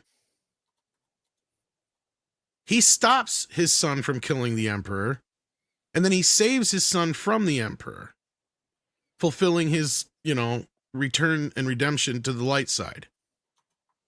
Because he could have just let Luke kill him and said, all right, now you went to the dark side because you killed him and you're my new apprentice. Let's do it, son. Let's go rule the galaxy. And he would have won. But instead, he's fighting that whole time. Even though he's taunting and fighting Luke, Luke's not killing the Emperor. And Luke stops the moment he realizes what he's doing, right? By when he cuts off Vader's hand. And that is a very poignant scene. Like, that is one of the, even as a little kid, seeing that scene, it all made sense, right? It's like, oh, he doesn't want to become like his father. And he's already on the way there with his hand, and his anger and all. Even as a young kid, I was seeing this shit. And I mean, I guess this was one of my first movies in the theater, but I don't remember it. And here's the weird thing about my memory of seeing this movie in the theater. This is all I remember. I remember that fight during Vader. I remember the hand getting cut off. And then all of a sudden in my head, during the fight, Luke knocks his mask off, and that's where that scene. So I must have fallen asleep as a little kid and totally missed like 5-10 minutes of the movie, or that whole section of the film there in between.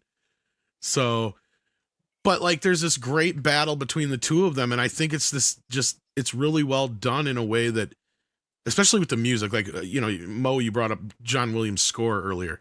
Like that's another time where we get a little bit newer song or new tune added to the Star Wars, is that Emperor's theme, right? And how it twists there when in that scene throughout the entire thing from one way to the other, and that hauntingness of it, that oh. And what's funny about that is when we get to the Phantom Menace, that is the same theme he uses at the end, only he does it in a major key for the celebration theme. And most people don't even know that. Really? Oh, see, yes. I'm down with music, so I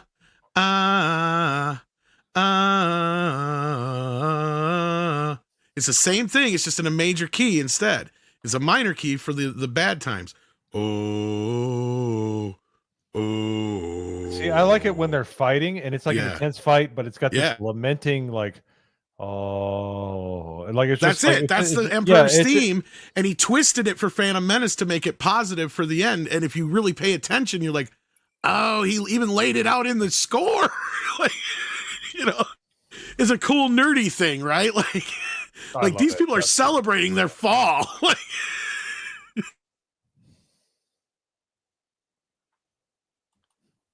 They would say, "Yippee!"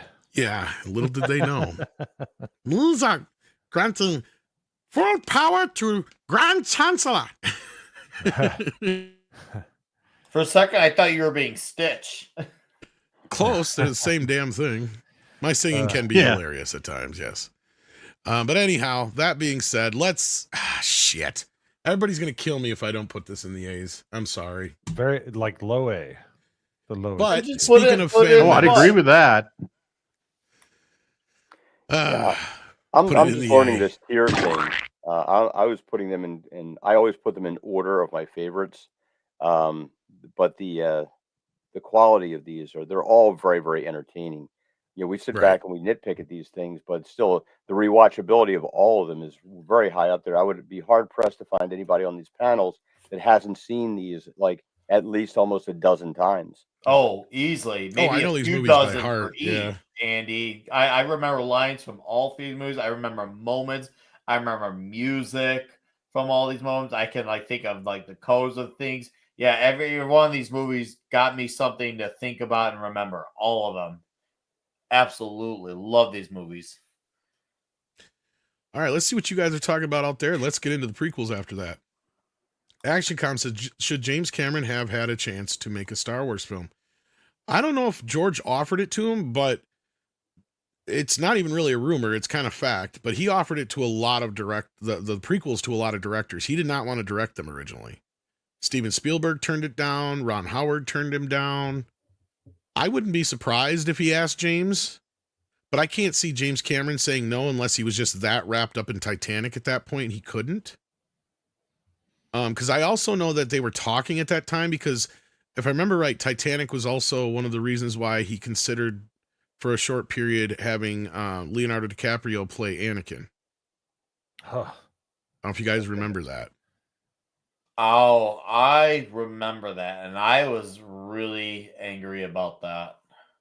I hated that dude because of Jack and Rose. Because I'm not going to call it the T word, because that movie's not about the ship. The movie was only about the ship at the last like 20 minutes. And even though Titanic came out like, what was it, 2 years or a year before Phantom Menace, I remember James ran into so many issues with Titanic to even try and remotely even do any kind of pre-prep for Star Wars would have been impossible. And the reason I say this is because I know James Cameron loves Star Wars.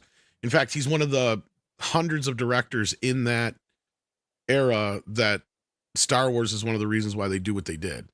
But he was one of the ones that was pissed because George beat him to the punch. He wanted to do something like Star Wars from the start. So he's always been kind of trying to outdo George, if that makes sense. So I can't see him straight out turning down a Star Wars film unless he was just that wrapped up into something else. But I could be wrong. Then SFX, I think he managed to out George sometimes. Oh yes. In some ways, you're not wrong. I mean, he's lost a lot of, like, I still respect George Lucas. I don't really respect James Cameron anymore. No.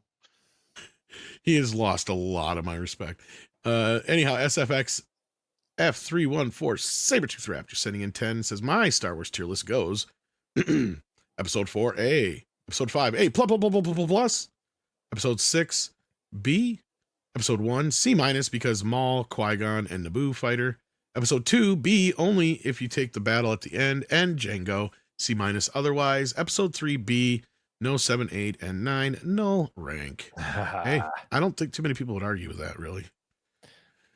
Then he sends in another one to say that the 27th is his birthday and the countdown begins. Well, you know what else? My birthday is this week too, buddy. So we're not too far apart, or at least mine's a week away from today, actually. Ooh, we're gonna celebrate.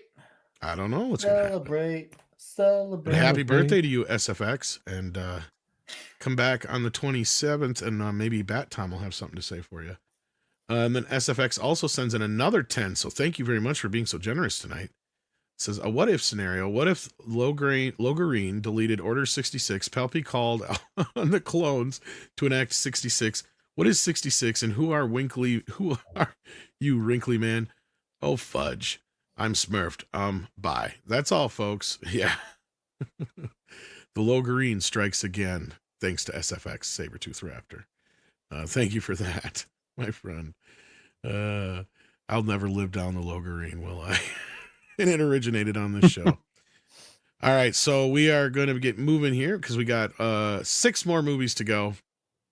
And we spent a lot more time on the first 3 than I expected to, but that's all right. Because I believe these next 6... Those are the ones that deserve the most time. Absolutely. I was just going to say, these next 6, especially the last 3, we have spent the last few years talking about ad nausea. Or nauseum, how do you say it? So, especially the last 3, I don't expect to take a whole lot of time on. But these next 3, we may have a little bit more to say. And I'm going to start it off with Nick. Because in 1999, you were just a young lad. Mm-hmm. And you probably went to see Phantom Menace on the big screen for the first time, I imagine. What was your experience like, and how do you feel about the film? I liked it, but I didn't love it. I remember there are things of it I loved. And I did recognize some things that did seem off. Like, I was really confused why Qui-Gon Jinn didn't fade away when he got struck, and I was also mad that he died on top of it. And when he did die, he didn't fade away like he's supposed to. I did like the fight and the music, of course. I think that's the thing we were all gonna be in unison Duel on. of the Fates. I thought seeing the racing stuff at the time was cool as a kid, but then you realize it really was all great. It was just visually exciting as a kid. So, and that was right. I was in 5th grade going into 6th grade at the time. Of course, the best part about it really was the hype and promo, because I ate up on all that. I was happy to see young Yoda. I got all my Yoda purchases because of the Yoda fortune teller, the Yoda giant cup. Remember when they had those figures? I had the chips where you put over that little thing and they would say the quotes. So obviously I wanted every figure I can get from the Phantom Menace line. So I still have very fond memories. Yoda was my main man too. Oh yeah, Yoda was my guy, dude. So I'm gonna give this movie a C. There's some great stuff in it, but it's nowhere as entertaining as the original trilogy. But I don't think it's a horrible movie as it gets blown out to be. I think it's just kind of okay. It's probably the most Star Warsy of the prequels, if that makes sense. I get what you're getting at. Yeah, for me, it's just fine.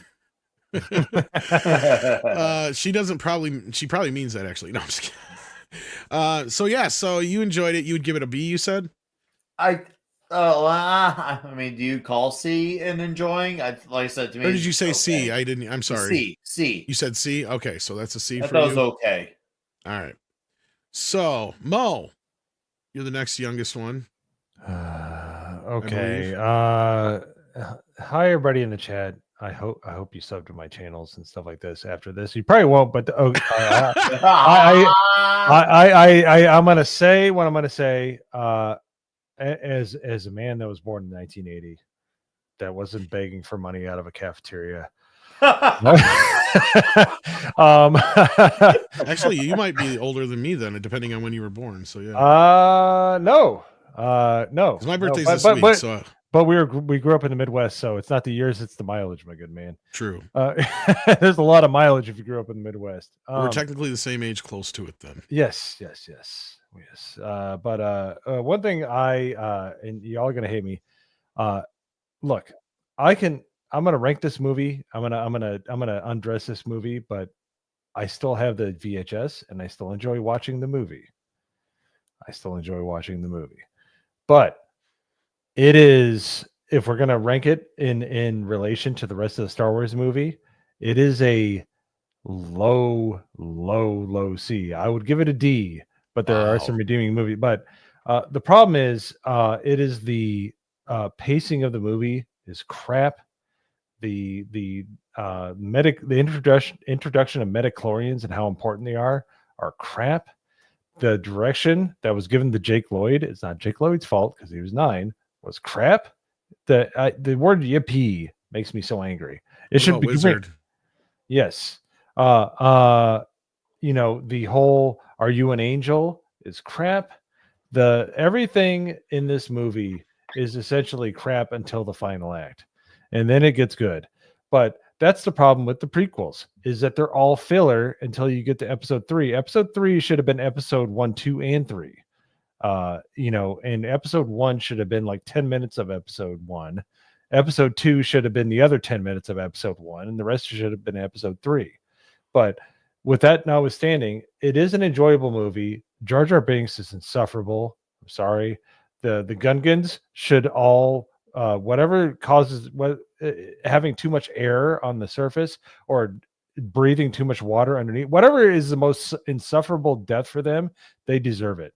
I hate a lot of what goes on in the Phantom Menace. I don't like it. The only reason that I don't give it a D is because it spawned one of the best racing games that has ever existed on the face of this earth. Oh, that was one Odd Racer. Oh. The feeling of speed in that game, when it says you're going 600 miles an hour, it feels like you're going 600 miles an hour. It's the pod racers have to be one of the most George Lucas things, but in all of the films. But yeah.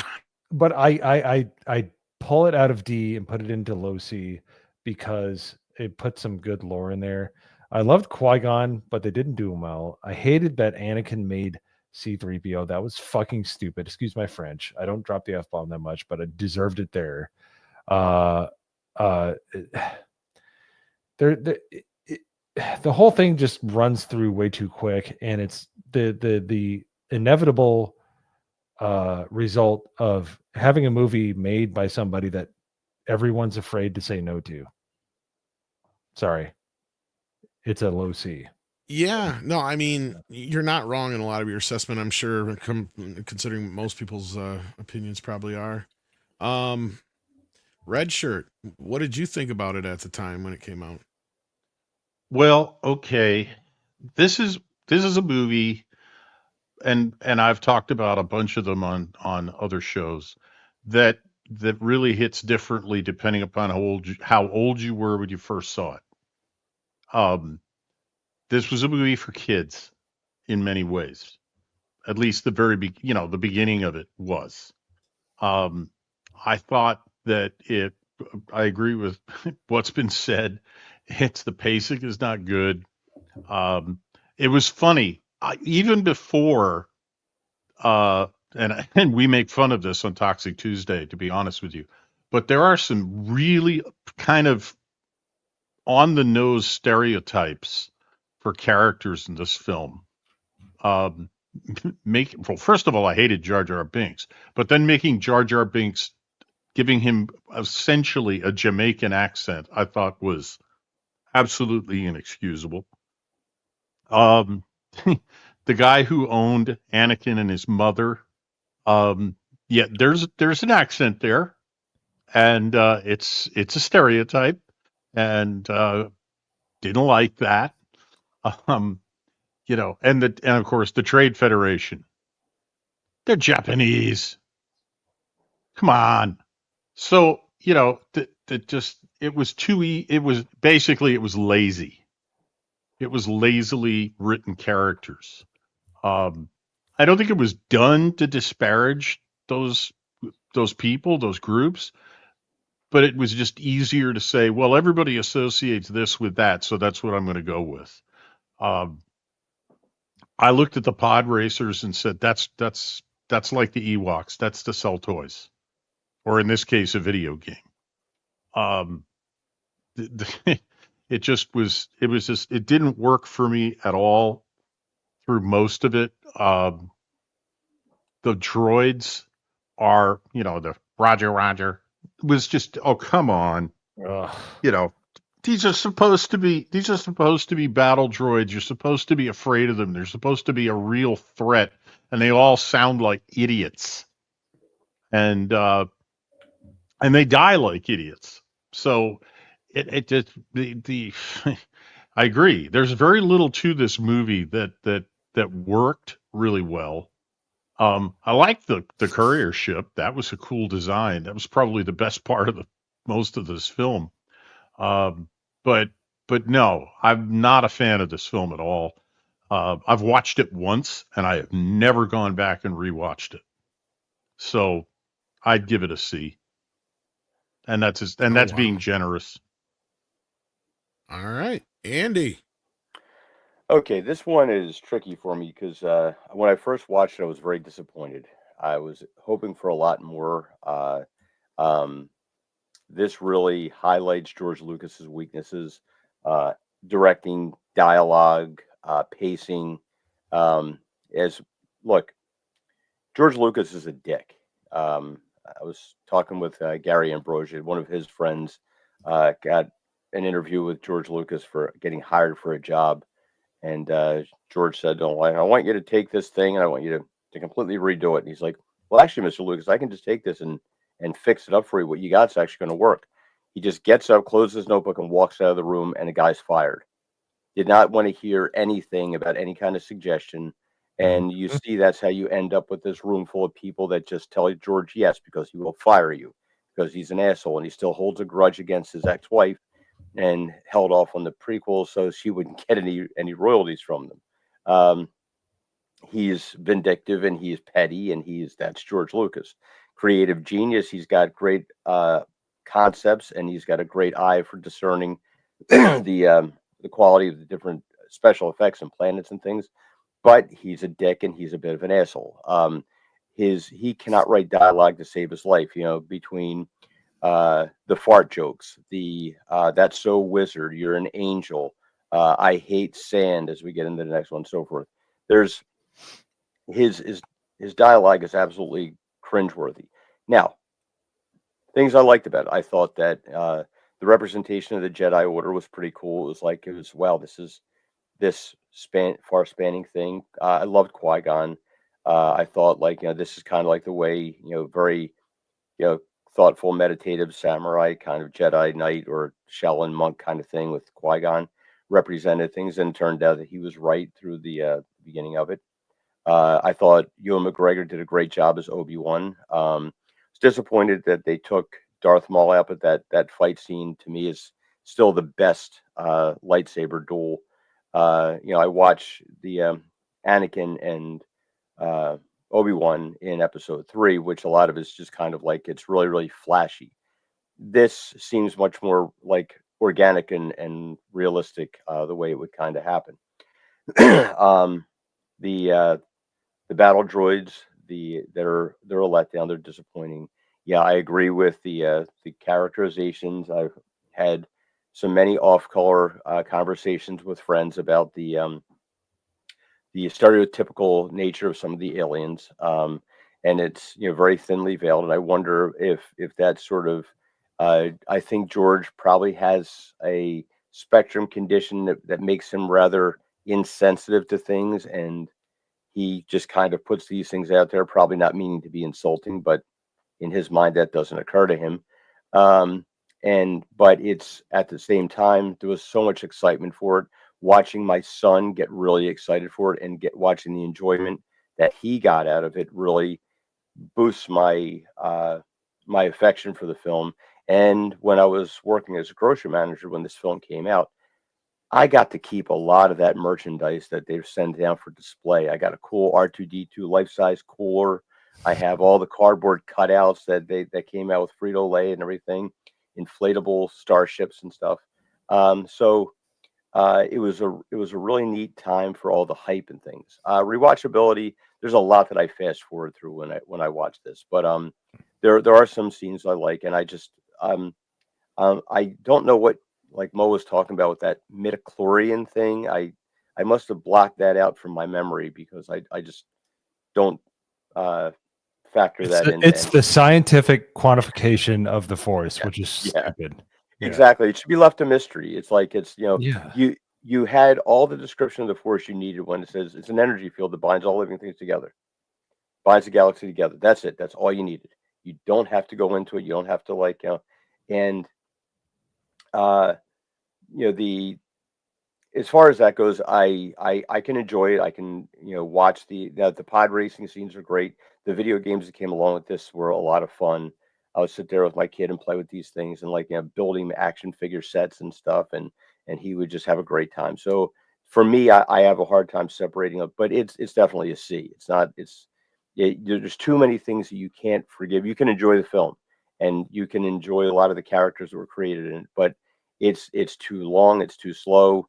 The dialogue is awful. The bag outside of Maul, nobody's threatening in it.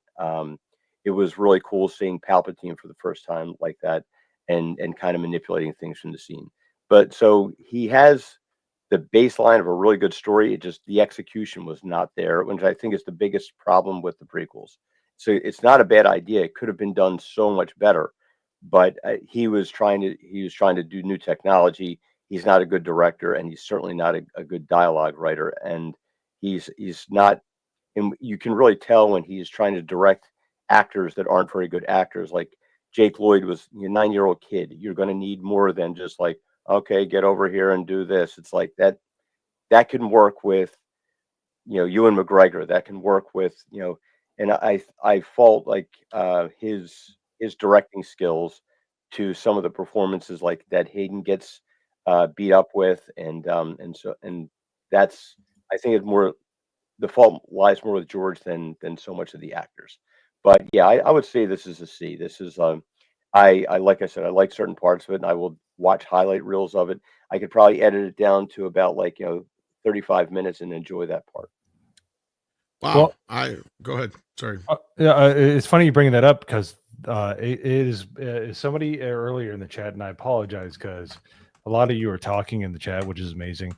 But one of the first edits, the fan edits I downloaded was the Phantom edit. It edits the Phantom Menace down to, I think, 1 hour and 20 minutes, and it changes the pacing to a point where it makes the movie so much better. It is it's amazing how much editing makes a movie better. It doesn't mean that if you edit a movie, you're the most amazing person on earth, but it does mean that editing is very important to a movie.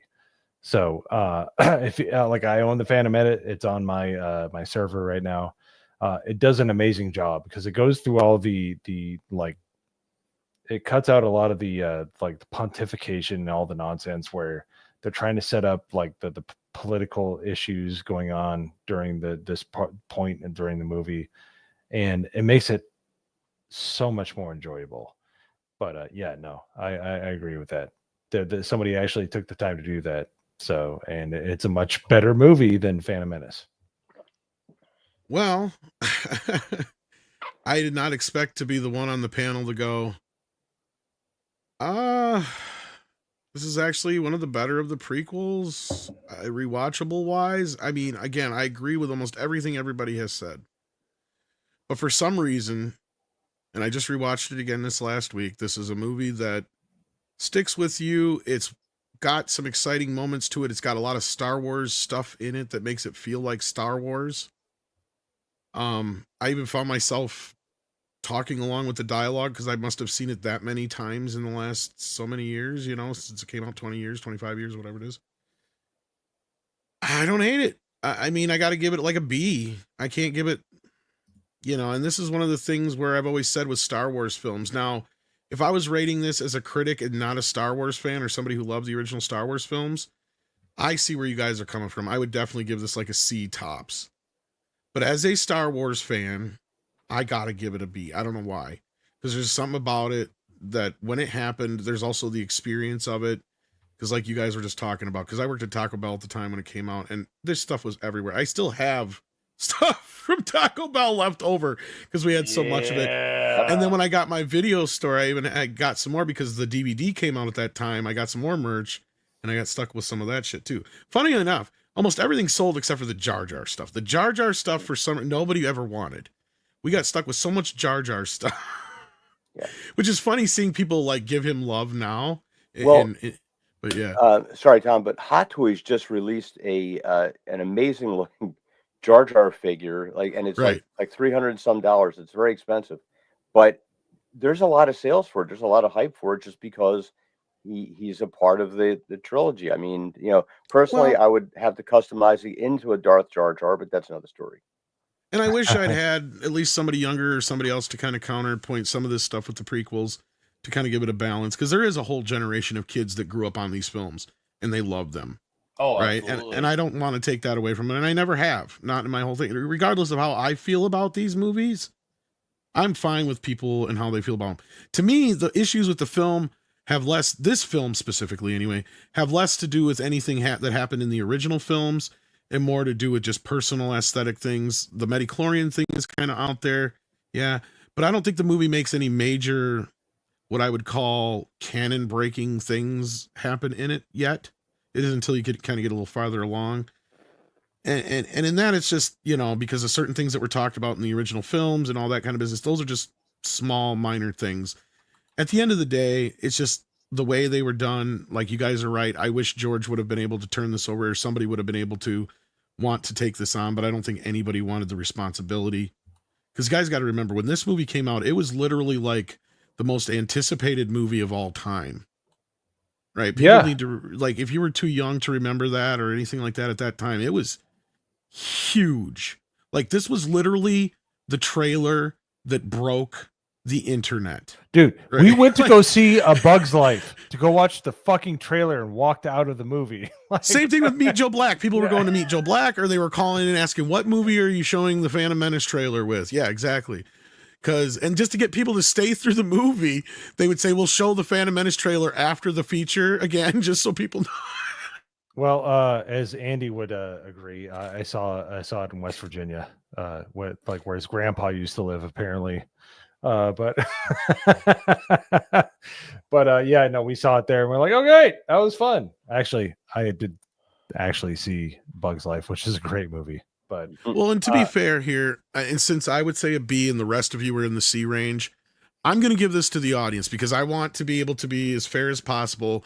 Since we're a little bit more curmudgeon old men here on the panel, I want to give some of the younger folks to have a chance to chime in on this one. So we're going to leave this one up to you guys for now. The Phantom Menace is out there. Get your votes in. And in the meantime, we're going to grab these super chats and then move into episode 2. Shane Wyrostic, if I'm saying that right. I'm sorry if I didn't. Wyrostic, I think is how it's supposed to be. Sends in $2. Thank you, Shane. Says, I wish people would, or wish he'd have given the prequels to Zemeckis. He wouldn't have been a bad choice at the time either. No, I think he'd have been all right. And then Jason Webster says, well, George, at least Phantom Menace 1999 is not Rebel Moon Wheat Wars. That's one positive. Darth Maul and the pod race are others. Yeah, I didn't even really mention Darth Maul, man. Like, he is one of the coolest. I had a Darth Maul t-shirt. I think I still have. And it's so old and worn. Like, it's crazy. They so underutilized him, though. It was so sad because anyways. Yeah, that's the shittiest thing. And that's my other, like, one thing I do remember saying in the theater when I'm watching this movie, it's like, wait a minute, you were just running fast in the beginning of this movie. All of a sudden now, when it's important and Qui-Gon is about to die, you can't run fast no more. Like, yeah. And that was the other thing I remember about this movie is the novel came out like the week or two before the movie. So I already knew the movie going into it. So maybe that's another reason why I didn't have like forsake this one as much as I do other films, I guess. It is also, I kind of already knew what it was going into it. And the novel actually does a better job of explaining things a little bit better. Right. And there's a bunch of scenes that aren't even in the film. Like the whole thing that like when Anakin's referring to, I saved the pod mostly, like that whole bit's in the book. He crashes a pod in another race he's in. But I mean, again, then again, the movie would be like 4 hours long if it was all the stuff that's in the book. But it felt like it was. Yeah, it kind of felt like it wasn't. You're not wrong. Like there is a parts where it lulls, and I do have some other minor issues with it. I will say, yeah, the novelizations, the EU that came out surrounding the prequel trilogy, I enjoyed much more than the other EU because Lucas himself fleshed out that universe and he established the way it was. So there was less parameters there. My big issue with a lot of the EU stuff was the sci-fi writers would go off the rails and make things really, really convoluted. And by tightening up that universe, the prequel trilogy novels and the things that went along with them, I thought were much better structured and tied into the movies better. Well, one I didn't read beforehand, even though I did buy it, the hardcover, was Attack of the Clones. But I wanted to avoid as much as I could. And I was kind of glad because it almost seemed like the campaign. I mean, it was still a big campaign like it was for episode 1, but it almost felt like George pulled back quite a bit on it and he didn't give away as much and it didn't have as much fanfare surrounding it. And I don't think it had as much to do with the lack of, interest in the first film or anything like that, because clearly there was, or the backlash or anything like that at the time, because I don't even think that had kind of really sunk in yet. Because like I still felt like it was kind of like a lot like The Last Jedi in this respect. This was where I felt like things I kind of started noticing fans started turning on the prequels in a way, or however you want to put it, or being very critical of and upset about it. Because I've told the story many times about how I saw this movie specifically, and it was an experience. It was an experience, and I'll never, ever say I regret it, right? It was an amazing experience. I just wish the movie was as good as the experience I had. Because when I went back to see the film again, that's when it really started to sink into me that something was off, right? I could kind of start to feel it in The Phantom Menace, but in Attack of the Clones, I really started to feel it. And this is one of the most boring Star Wars films ever put to fake celluloid, because that was the other problem. That's probably another reason why it feels so weird and different and looks so different, is this was the first one shot completely 100% digital. Oh, and now on the new Blu-rays, you can fucking tell how bad it looks. It is horrible looking. This is the worst looking of all the films on Blu-ray right now, because at least with the next one, Revenge of the Sith, it was shot a little bit later, so there's a little bit better cameras. But anyway, that being said, Nick, I know you don't have too much time left, so I'm going to give you, Sure. Attack of the Clones. Yeah. I was so this the timing of when this came out is interesting because this was 2 weeks after the first Tobey Maguire Spider-Man came out, and I was hitting Spider-Man fever all over again, a second wind. And my interest was initially less excitement over Attack of Clones because I was seeing Spider-Man for my fourth or fifth time when that was coming out. So I think I saw Attack of the Clones about a week actually after it came out in theaters, around there, estimately. And I remember being so like, wow, there's a lot of talking in this movie. And then all of a sudden the third act comes around, which I really actually did enjoy, where it comes into the big battle scene. I thought that was really good. And I thought to myself, wow, this kind of watches like two different movies. There's this soap opera politics talking festival that's just really boring. And then there's this cool third act. So I was in a really big conflict of emotions with this movie. I think if I had just had the third act, I'd probably give it a strong B plus. But the first two acts are like a D. So I guess I'm gonna stick in like the C minus, teetering on a D. So C minus overall. And oh, dude, I was annoyed by the green screen in 2002 on DVD. I could tell it, and it annoyed the crap out of me, man. It annoyed me so bad, especially when I was watching all the making ofs, and he's talking about how he was so like proud of it, like he thought he was being, next gen revolutionary, doing all green screen. Bro, really depressing, and no, I have no complaints about Yoda fighting. I actually thought that was one of the things that prevents it from becoming that's one of the things I didn't like. Yeah, that's probably what saves it. Actually, it's saying a C minus, and not. So we actually don't see eye to eye on that one, which is no. interesting. I have no issue with that. No issue. I was so turned off, and I was looking forward to it too, because for those who may not remember, that was one of the trailers that really kind of got a lot of us really kind of pumped. Is the idea that we were finally going to get to see Yoda fight, but then once I saw it in action, I was fucking disappointed as fuck. And I know a lot of people have made fun of it since, but you didn't have any issues with it, huh? Nope, not a one. All right. Well, how would you rank this then? Where would you put this? I'm gonna put in the C. It's C minus. Same place as the last one. All right. Yeah, I'd say Phantom Menace is an overall better movie just because it's more entertaining throughout. Whereas Attack of the Clones has that bloat that's just going on and on. I thought to myself, like rewatching it with the last visitor, I was like, wow, this movie kind of predates the whole every movie is just way too long nowadays. Yeah, the second film is very long. Yeah. So is 3, but it doesn't feel I'm not even one of those people who's opposed to like movies being that long. To me, as long as it makes sense. If I'm entertained, I'm fine with it. There's certain movies I think that's fine for. But when you apply it to every movie, that drives me crazy. Yeah. All right. Let's just go down the line then. Andy, what did you think of Attack of the Clones? It's kind of been a weird name to even say. Yeah. This is my least rewatched. The things I thought were cool, the water planet I thought was neat. You really got to see some of the, Naboo was a cool looking thing. You got to see some different places with that. The story structure in this is bad. The dialogue is just horrendous with the sand and all that stuff. It's like, Anakin's like, schoolboy, like, dreaminess and stuff. It was, the arena battle scene I thought was of course pretty interesting and fun. I always had trouble with Count Dooku as like, the bad guy in this. I thought he was kind of shoehorned in. It's he's like, I love Christopher Lee. I thought it was he brought what he could to the character, and like making him Qui-Gon's master was an interesting touch. And again, the novelizations bear this out a little bit better. The storyline was just kind of like it.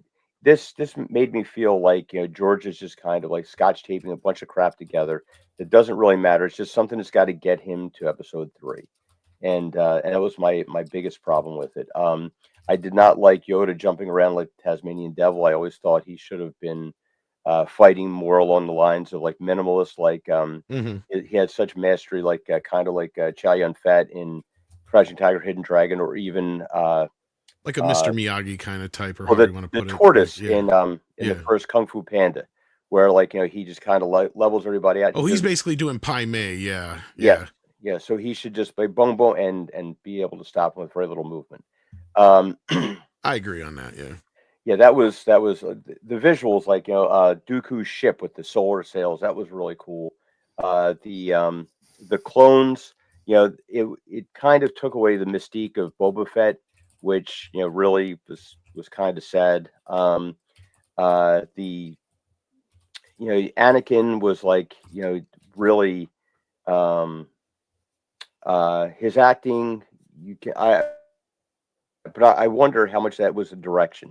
I would like to see like what George was telling him on the set to here be like kind of stiff and wooden, and was he trying to emulate something like James Earl Jones' cadence and rhythm with his speech. I think there's a lot of things that are attributed to the films that are pretty much George's fault with a lot of these.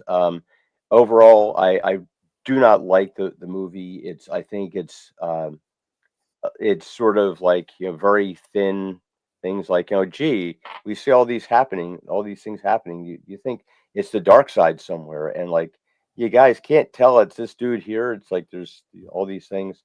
It kind of diminishes the Jedi Council to me. They seem kind of dumb and a little slow with it.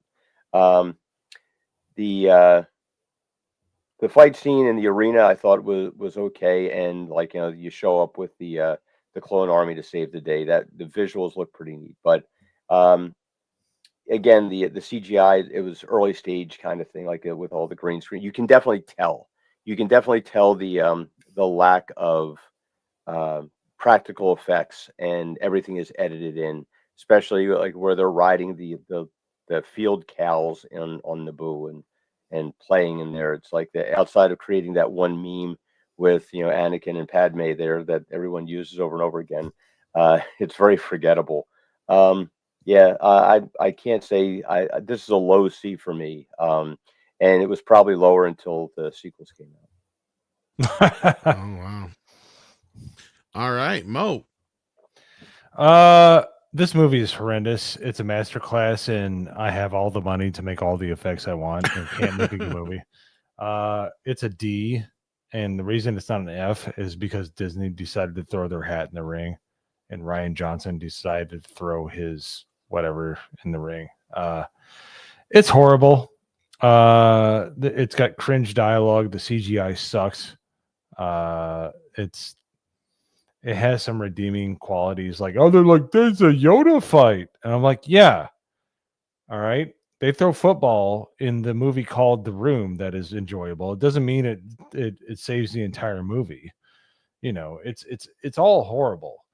I'm sorry, but it is one of the worst movies. It's like, hey, we got away with making a crap movie in 1999. Let's see what we can get away with in 2002. Episode 1 and episode 2 do nothing to move the story forward, aside from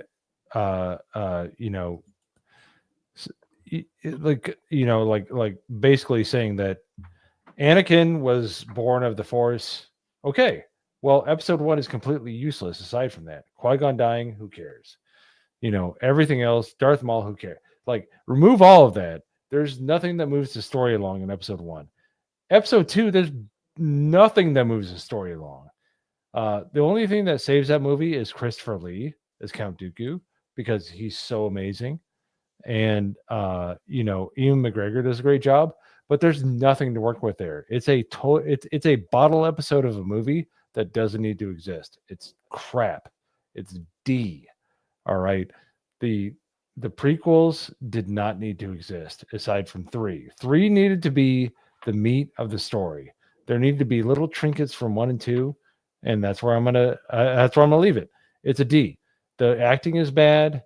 The whole entire grooming of Anakin is really weird. It's just, I'm sorry. Episode 1 and 2 are useless trinkets. Episode 1 is fun because it's more geared towards kids. Episode 2, I don't know who it's geared toward, unless it's people that hate watching films and having fun. I really don't know, Jordan. Like, yeah, I wish I had the answers for this, because this movie is a fucking train wreck. That's so bad. I'm sorry. I can't give it much more better than a D either, and it seems like that's pretty much where we're all at this point with this one. Unless there's anybody in the chat who really wants to argue this, like, do we get a bunch of D's, or is it a C maybe? I don't know. Should I turn this over to the chat too, or? Yeah, you totally should. If you send $100 and you say it's not a D, then wow. I'll Six will do that. Oh, don't tell her that. We got let's see, 91 votes. Can we get 100 votes for Phantom Menace, just so I can feel like we got a nice pool here? Although C is kind of running away with it. Yeah, we're not eight votes away from 100. Can we get 8 more votes? Yeah, come on. Guys, your vote will actually count here. No 3 a.m. ballot dump, 793 votes now, 94 votes. Here we go, 95. Yeah, let's stick. Come on, let's go all the way in, guys. All the way in. 97, 97, 98. 8. Yeah, it's not going anywhere. Come on, 99. Oh, we're going in. We're going in. Here's what I know. After hearing Red Shirts and Andy's opinions on the prequels, I would like to go get some 3 p.m. Senior citizen soup with them at the restaurants. I'll pay the $10. Oh Lord! All right, we're gonna put Attack of the Clones up now. And while we're doing that, we got a couple of quick super chats here. We got Deeple101 who says Attack of the Clones sucks. Besides that one scene of Natalie Portman in the one dress, I think a lot of boys became men after that movie. Their golden bikini time. Hello. The Dead Man says, I was in my late teens until I got into Star Wars. I was always a Trek guy, 4, 5, and 6. A1, C2, C minus, 3B. There are no other films after that Rogue One B. Yeah, and I left off anything that wasn't a technical, what do you call it, saga film or whatever. So, all right. Oh, Red Shirt, go ahead and give us your ranking on Attack of the Clone. I totally fucking bumped over you. Oh, okay. Yeah. First of all, I think the script is an utter mess. I've watched this several times just trying to figure out what the point of some of the characters and scenes and the clones and everything was. It's the dialogue, I'll agree, not very good. I didn't hate the Yoda fight. Yes, it could have been done more as a he's so powerful and so controlled that he doesn't have to jump into the air. He's just there's no way of attacking him. He's all defense until there's an opening and he takes it. There's an old saying, never make a small man angry. He'll kill you. That's kind of the way the other way you could have done Yoda is that Yoda just waits until Dooku makes a mistake. And then that's the end of the fight. Boom. Kind of like Samurai, where, a katana is a one-strike weapon, generally speaking. You either get killed by it or you don't get hit by it. Lightsaber at this point should be treated that way. And this whole thing about the whole jumping around, yes, it can be done that way. And I can see why it makes the fight more kinetic. But it just doesn't, for me, the movie doesn't flow. The story is not that great. And the whole thing where Anakin is starting to turn to the dark side. The Emperor is, I won't say grooming because I know that'll piss Six off even more. The Emperor is trying to tempt him to the dark side.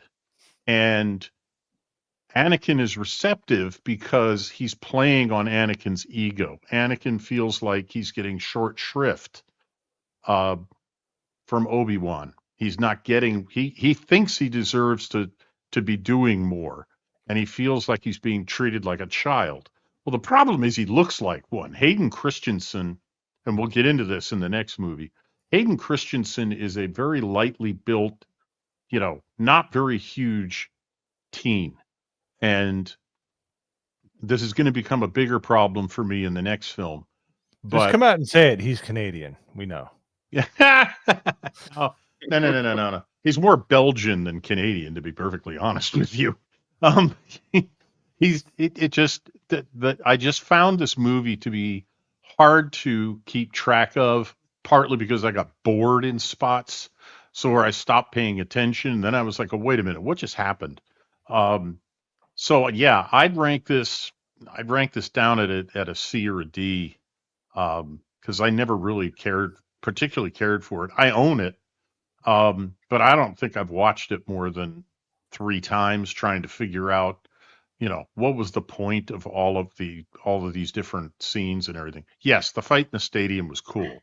That was really neat. There's a couple of other good scenes in the film, and a lot of them are action. But there's too much talking, and it's basically seems to be trying to explain what's going to happen in the third film, or lead you to believe what's going to happen in the third film. And it just, as a Star Wars film, I mean, I think the ending of the first one, the final act of the first one, and some of the other stuff in there actually works better, but this is not that good a movie, really not. And I can't rank this very high for me. But that's just from several times watching it and then just deciding this isn't worth trying to, spend any more time on. So I quit. That's my rating. C at most, well, D.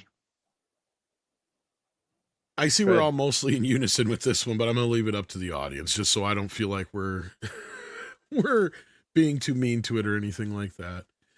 Right. So yeah, Nick, I know you got to head out on us here soon. How much do you want to give your thoughts on Revenge of the Sith? I did overextend my stay, but it's been fun to talk about this and have the love of Star Wars being celebrated. It's something I missed on the show. So I did Revenge of the Sith was the one I got to rewatch in the last week, and I'm going to actually go with a really generous B on here. Now, I've heard some comments over the years about clunky dialogue. I don't see it in this movie. Maybe you can make an argument in Attack of the Clones and The Phantom Menace. Now, there is a smaller part earlier on where it kind of drags on a little bit, but it's nowhere as time-wasting as Attack of the Clones.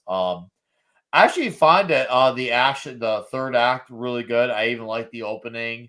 I thought the action was cool to see, and I do like seeing Anakin's descent. Actually, I feel like Hayden Christensen had a much more improved performance in this movie, and I was really happy to see how tragic and poetic the movie was, and I thought the ending was really great. I really do enjoy this movie. Outside of just a few parts where it kind of drags along, but once again, nor as bad as Attack Clones. I really do enjoy this movie. I'm gonna go high B plus, and since I'll be making my swan song out of here, Force Awakens D minus, and that's only because they had potential Finn, and then they blew chunks after. And then The Last Jedi is a huge F minus to the point where it's a negative 100. And I never saw The Rise of Skywalker. All right. Well, thanks for being here, Nick. Check out 32 Flavors of Nick Weiser. Yes, sir. Toxic Tuesday, Top Gun Maverick. It's going to be diabolically huge. Thanks take for my having me, breath Tom. away. It's been good hanging out with you dudes. I'll see all you fine men for another show about men on Tuesday night. Which is funny because Maverick is basically the best Star Wars sequel ever made. Yeah, we'll get into that one on Tuesday night. Yes. Yeah, good to see Andy, and of course, good to my usuals, Red Shirt, Mo, and Tom in chat. Have a magical evening, guys. Thank you. Thanks, everyone. See you, Nick. Hey, yep. See you, buddy. So long. All right, Revenge of the Sith. Let's go back down here and to see what Red Shirt thought of Revenge of the Sith. Revenge of the Sith is, I would argue, is the best of these three movies. I agree that this should have been the main focus of the trilogy. But I have one fundamental problem with this. Turning a skinny, I don't know how tall Hayden Christensen is, but he doesn't strike me as being over 6 feet tall. Darth Vader's he's over 6 feet tall. He's pretty. I would say he's pretty tall. Yeah, he's pretty tall. Okay. Yeah. All right. Then he's more believable than I thought because I didn't think he was that tall. But it could just be the way he's shot. Yeah. Yeah. Well, he's Canadian. But the thing is, but anyways, go ahead. Yeah. The thing is that, if we look back on the first movie we talked about, when we first see Darth Vader in that movie was played by a British bodybuilder and actor. And he was big. He was very tall. He was very, very well built, and he was muscled. So they had to make a suit that he would fit into. And to me, watching Hayden Christensen, be recovered from his fight with Obi-Wan and be put in a hospital and come out as Darth Vader, my first thought when I saw it was he'd rattle inside that suit. he wouldn't fill it out. But that aside, I think this was very, very, very well done in that we really start to see Anakin and why Anakin moves away from what Obi-Wan has been trying to teach him. He's being seduced by the Emperor and the dark side in terms of turning away from the light side of the Force to the dark side of the Force. So that for me worked. And of the three movies,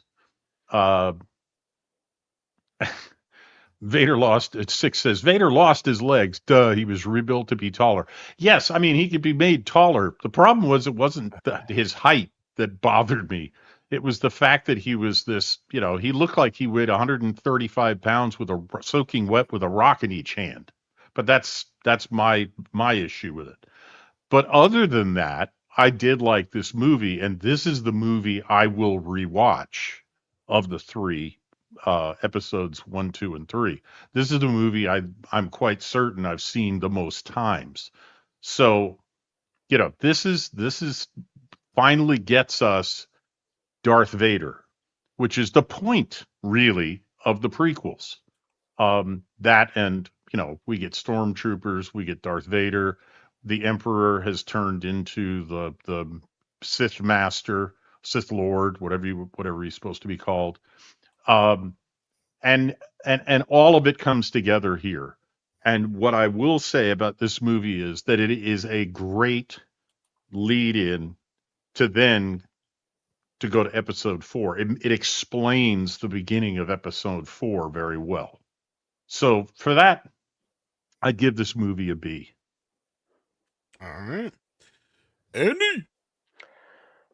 This is a solid B for me. There's a lot of things wrong with it, with the dialogue, especially with Anakin and Padme. There's an awkwardness to it.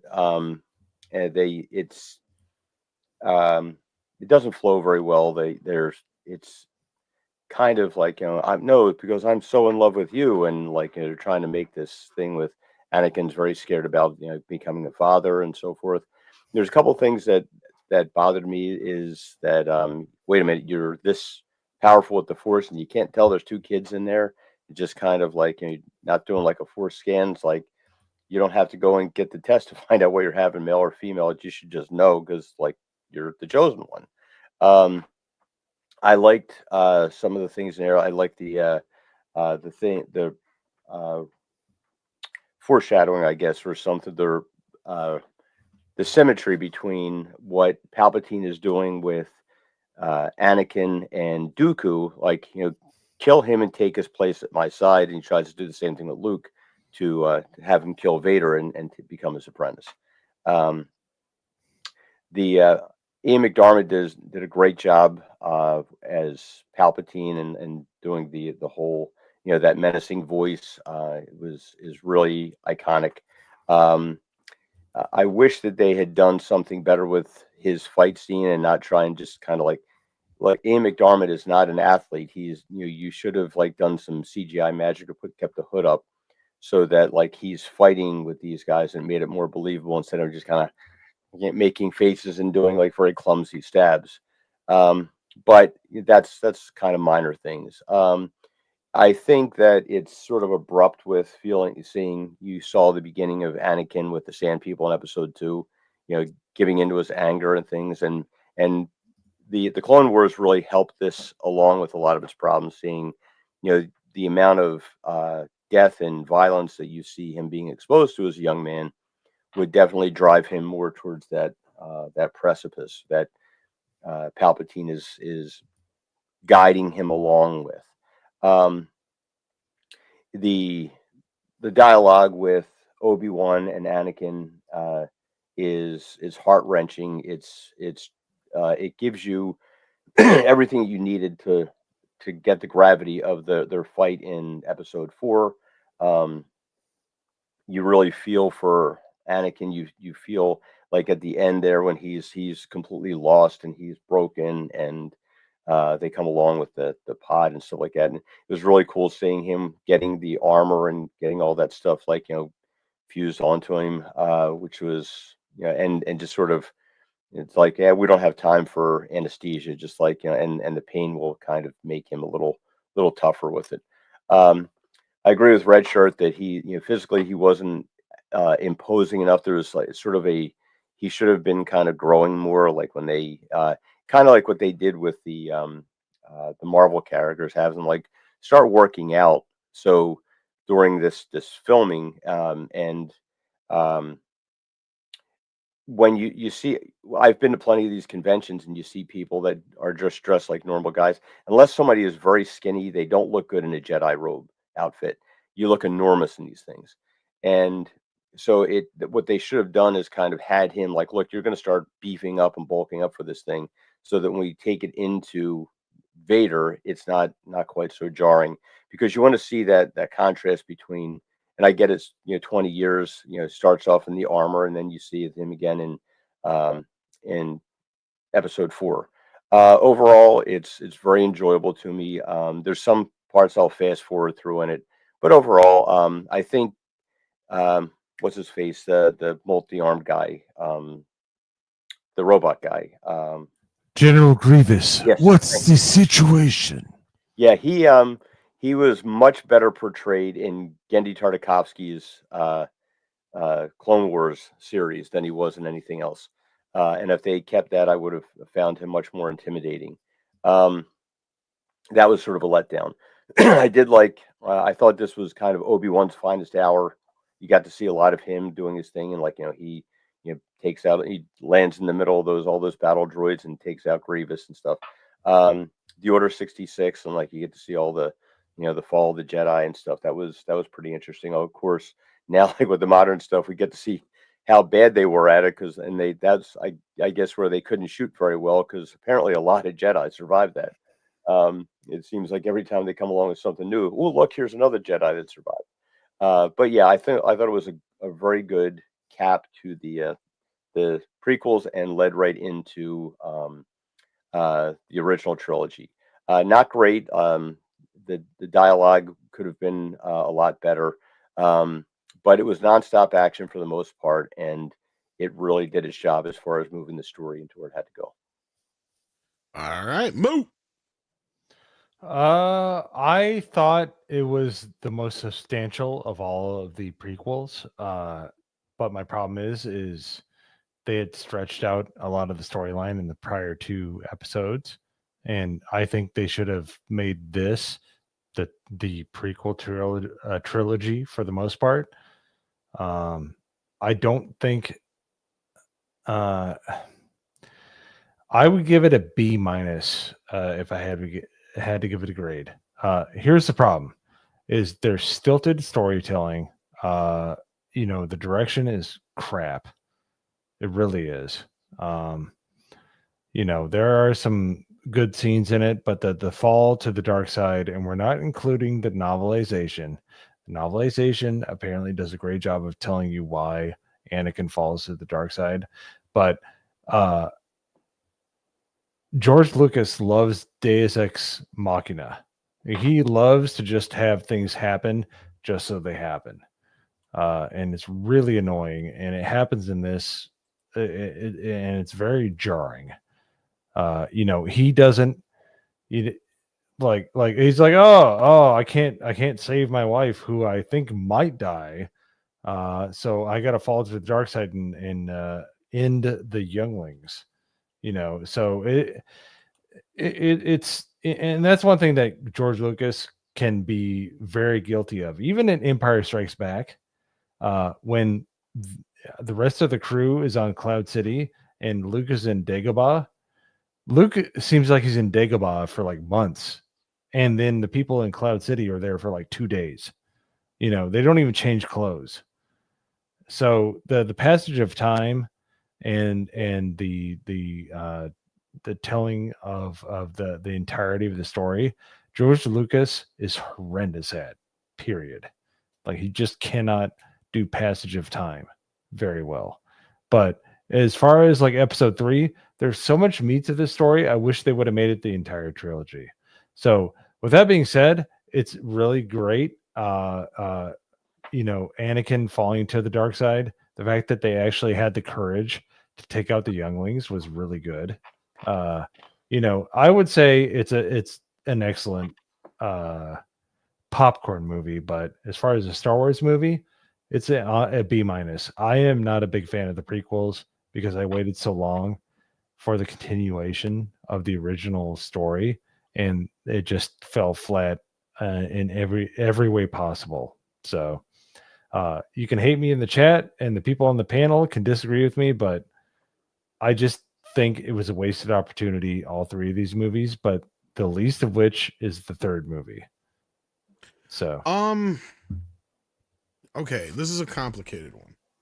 So I agree with most people when they say this is the best of the prequels and all that kind of stuff. But watching it this last time here, I've noticed certain things over time, and there was things from the first get-go that bothered me, right? Like losing the will to live right after she had 2 kids and actually can name them. She somehow loses that bothered me so much at the time that I went back to the novel that I had bought and didn't read, just like with Attack of the Clones, because I didn't want to read them beforehand this time.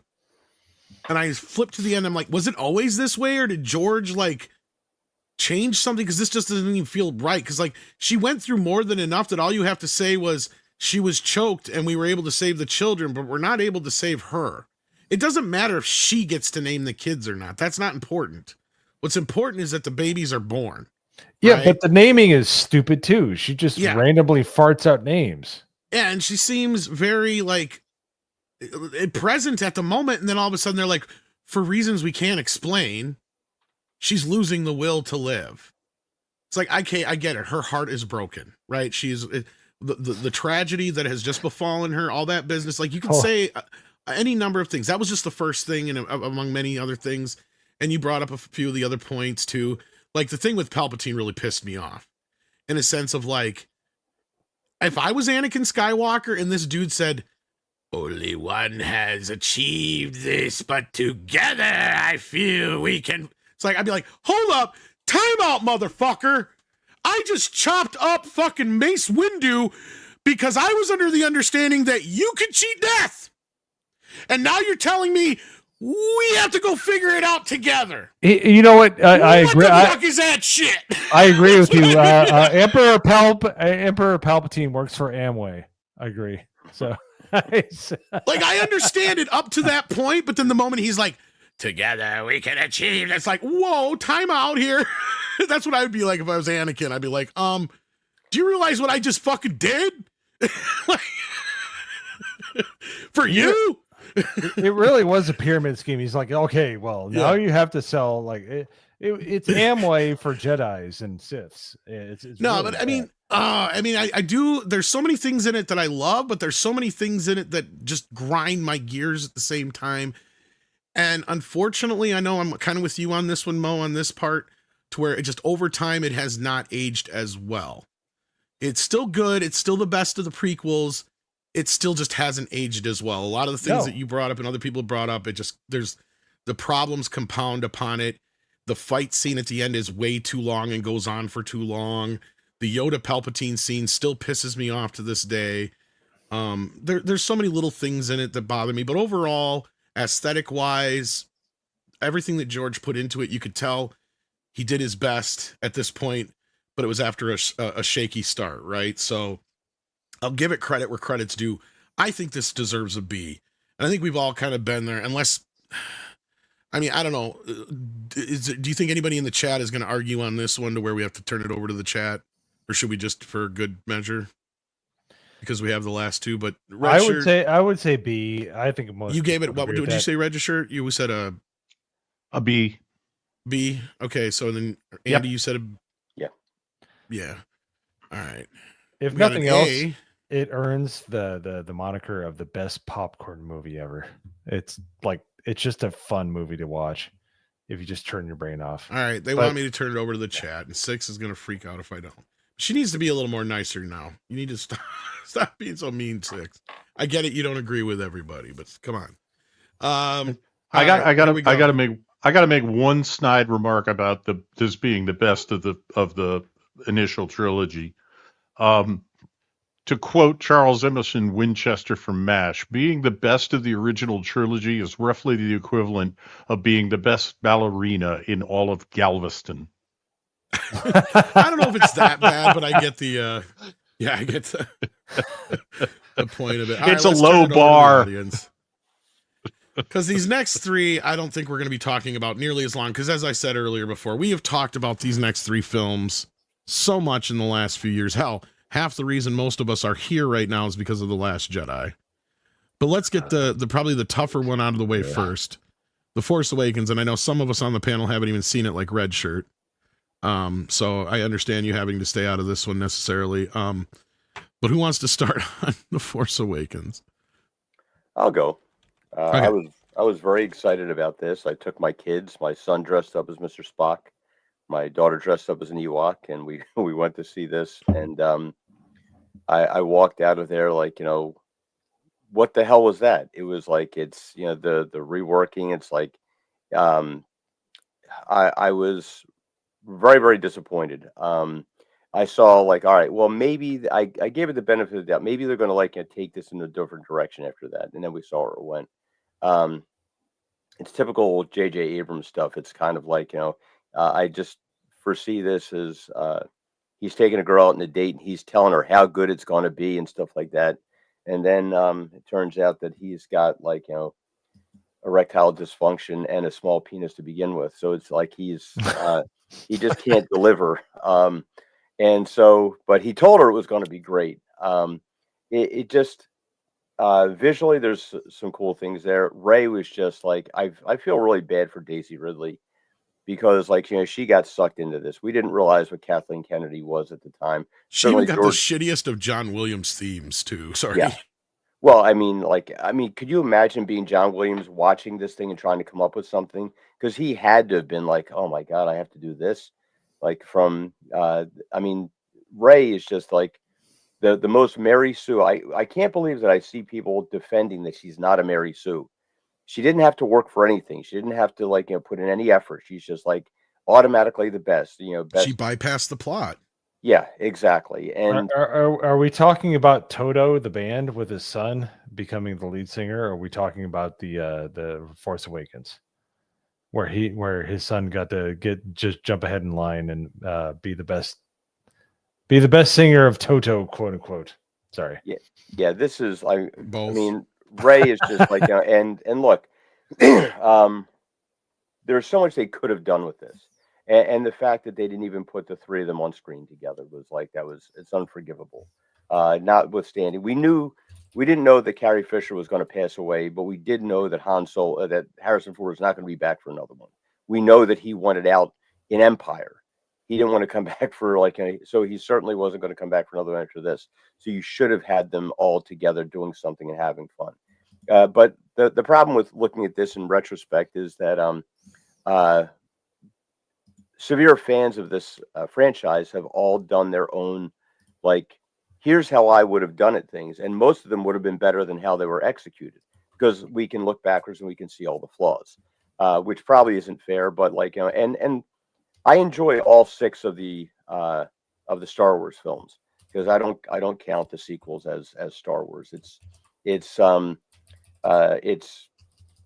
Star Wars in drag. They're not really Star Wars. Like, oh, look, we've got the Star Wars clothes, we got the Star Wars accessories, but it really has nothing to do with Star Wars. There were some interesting ideas that went nowhere. And like you said, Tom, it's sort of like the pissing contest between Abrams and Johnson.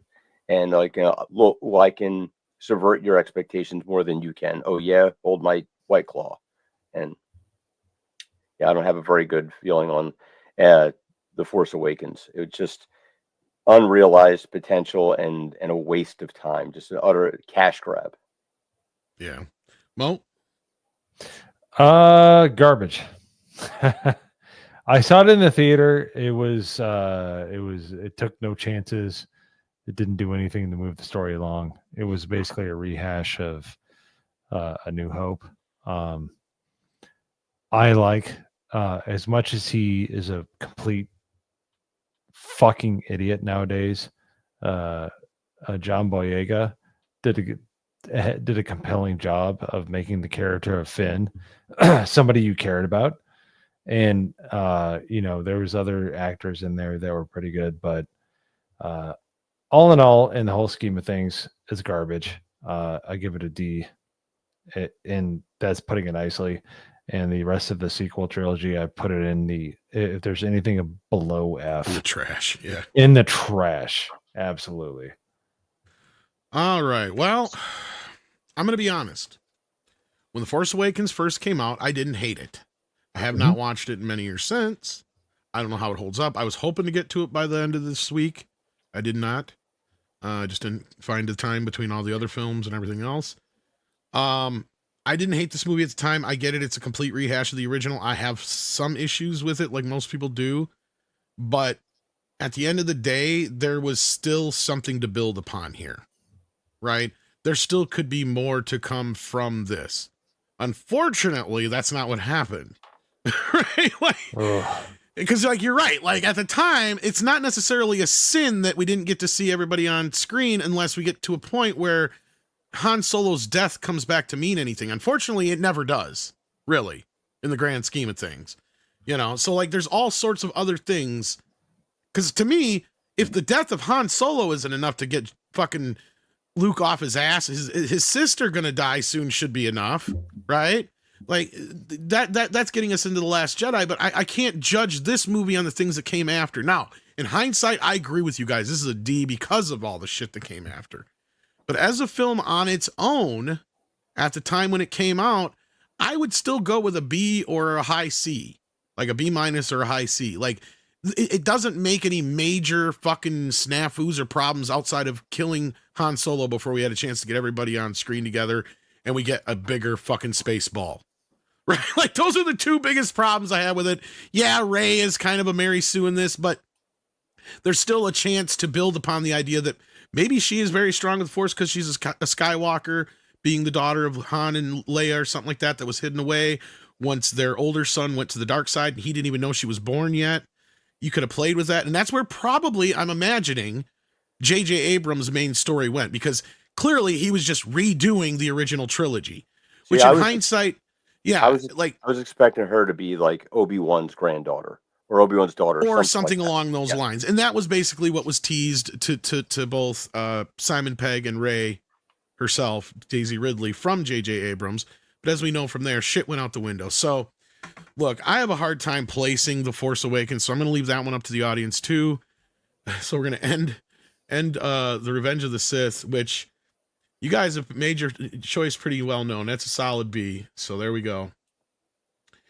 But Force Awakens, I'm curious how you guys feel about this. Now, just be honest. Like, I mean, I don't know if I wanted to, like, let's see here. Should I put the F in there though? Because I don't think it's going to be an A by any means. So I'm going to put B, C, D, and F. So here we go. We're going to let you guys speak on that. And these other two here, like I said, we've talked about so many fucking times. And yes. Good. I mean, good. Somehow Palpatine wound up in F.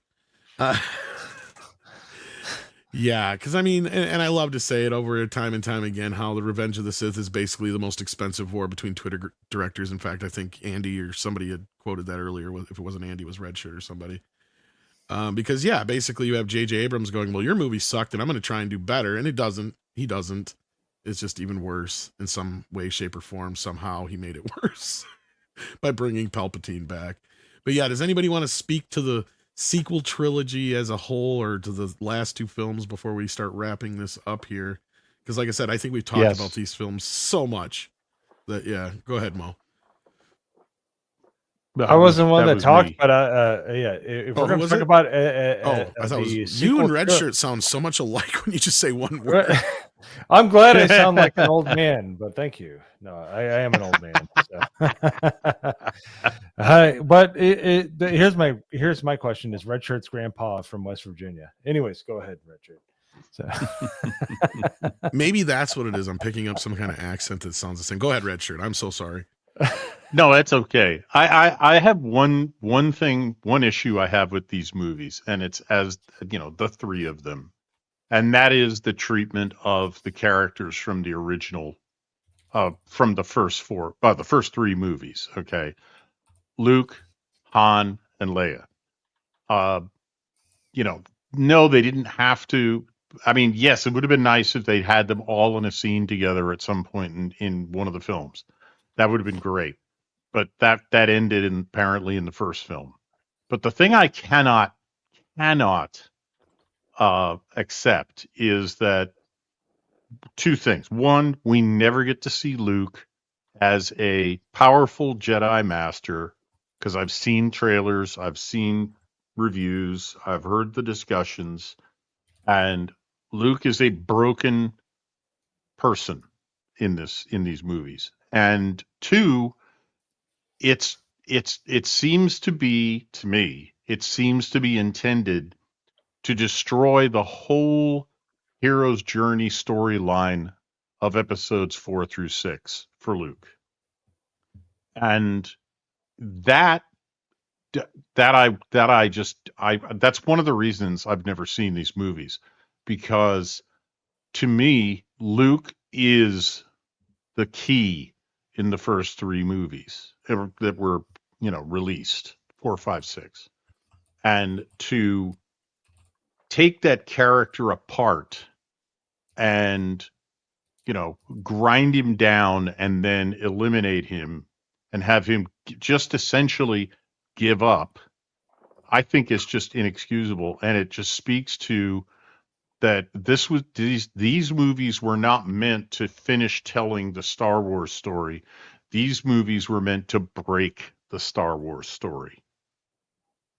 I have my issues with the prequels, but I will watch the prequels.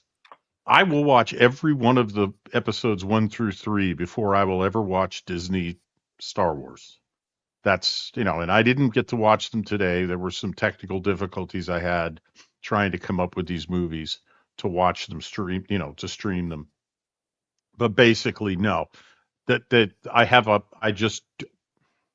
am horrified by the prospect of seeing what these movies do to those OG characters. So in general, I think this is what I would describe as this is anti-Star Wars. And it was intentionally so. Mhm. It isn't just there were it isn't just incompetence on the part of a director or directors. This series of movies was made to dismantle the story that had been told for two decades before these movies came out. And for all the issues I have with what George Lucas did to the first three movies by editing them and changing them, yes, I understand the point that was mentioned in the chat. Hey, they're George Lucas's movies. He can do what he wants. Yes, he can.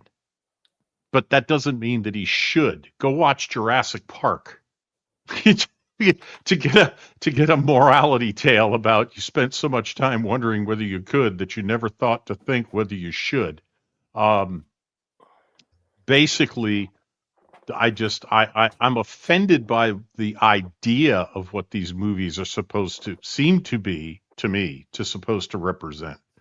That just bothers me because I grew up with the original Star Wars movies, saw them in the theater, saw the prequels on, I went out and bought the THX Blu-rays of the prequels. Did not see those in a theater. But I had no desire. No desire. Sorry, I got distracted by a dog. I wish I had my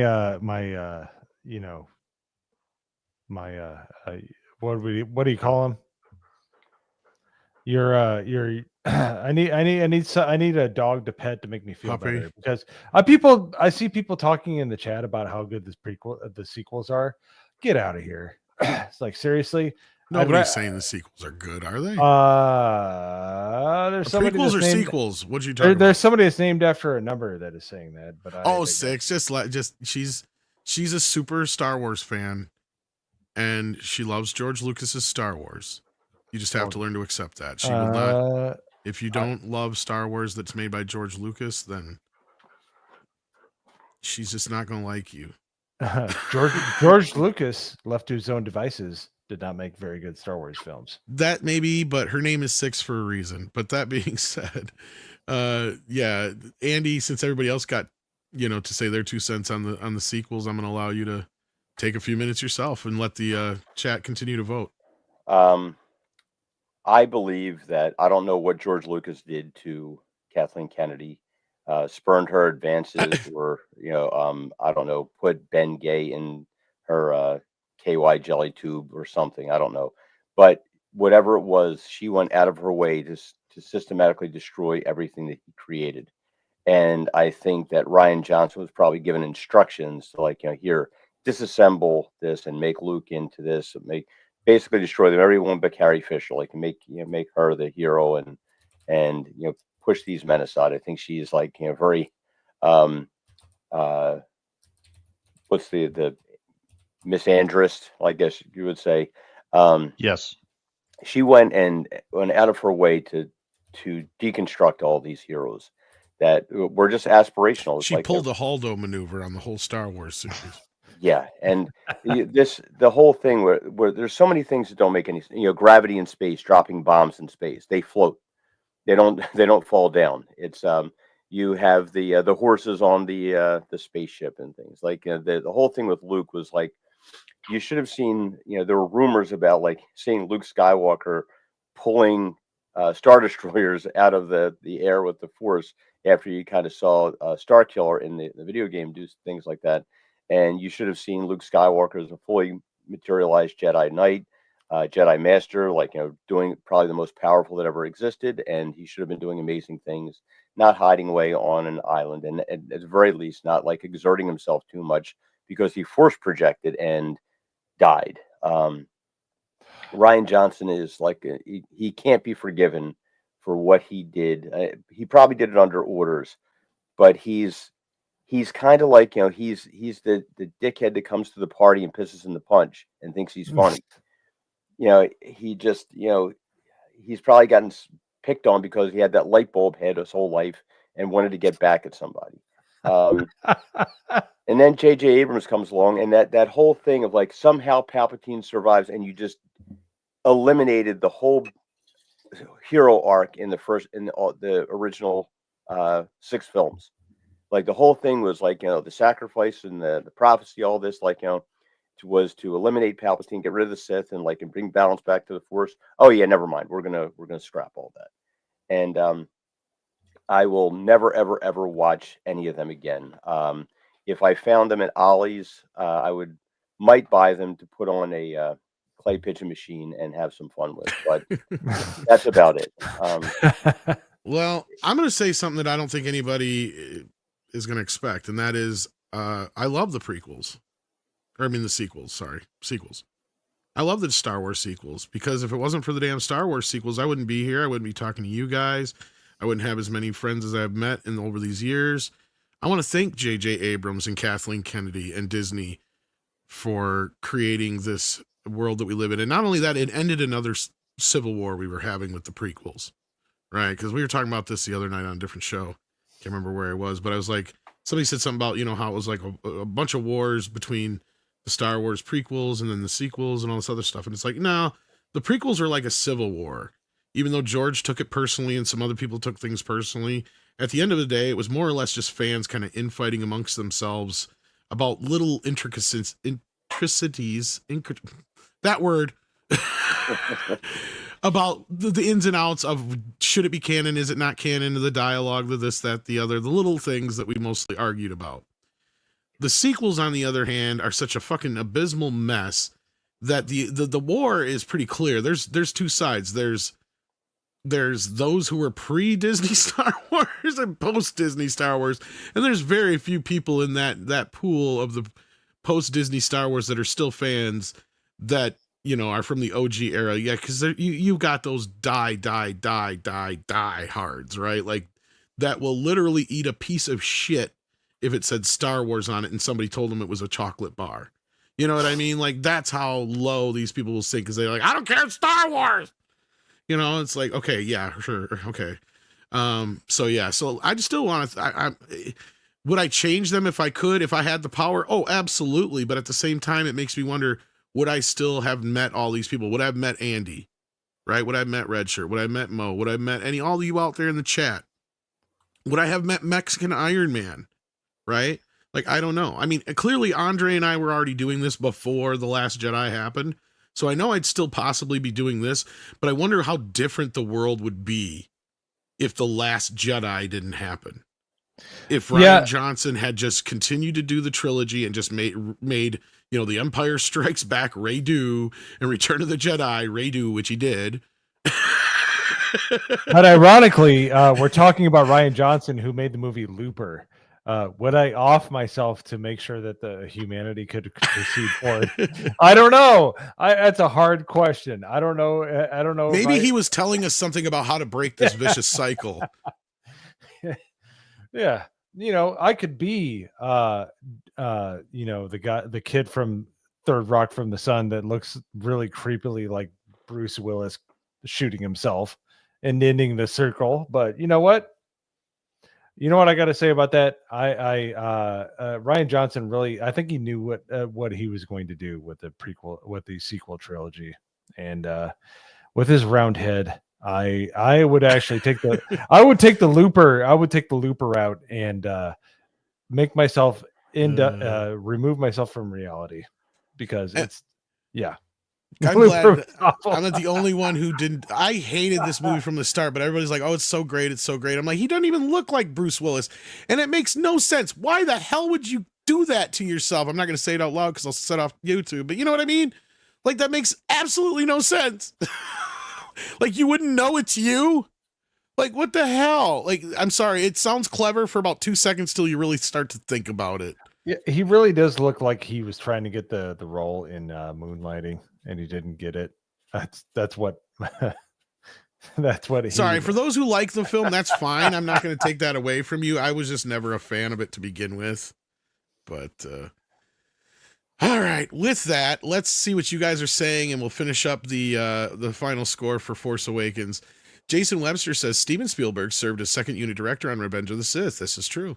On Yoda versus Palpatine fight scene and other fight scenes. And you know why this is because George was trying to get him to use the digital cameras for Indiana Jones 4, but I believe, if I remember correctly, and correct me if I'm wrong, somebody out in the chat, or maybe even Andy knows this, I think Spielberg said, no, we're still going to shoot Indy on film.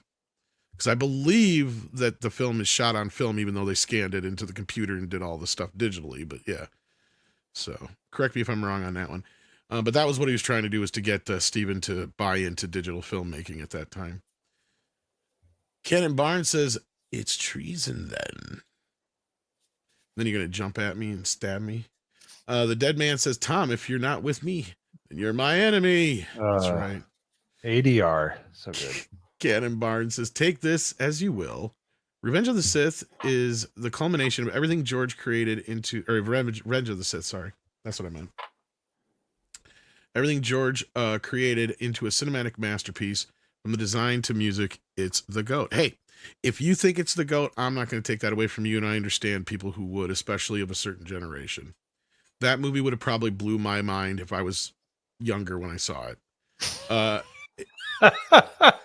Look, I'm not trying to even say that in a condescending way in any way. It's the same thing for me. I totally understand kids who grew up with the prequels, and the way they feel about the prequels is the way we feel about the original Star Wars films.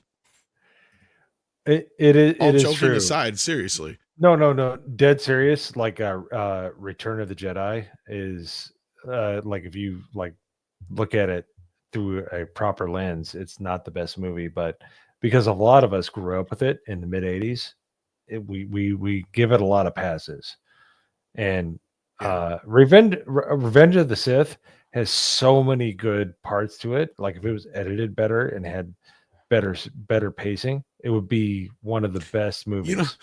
You know one of the best parts of the whole movie? You know, one of my favorite scenes and shots and scenes in the whole movie is the quiet before the storm. The shot where it just shows Padme, and then it shows Anakin, and it's nothing but dead fucking silence for 15 seconds. It's one of the most emotional scenes in the film, because it's that quiet before the storm, because then 10 seconds later, Anakin gets that, fuck it, I'm gonna do it, and he goes and jumps into the fucking speeder and goes over and to save Palpatine.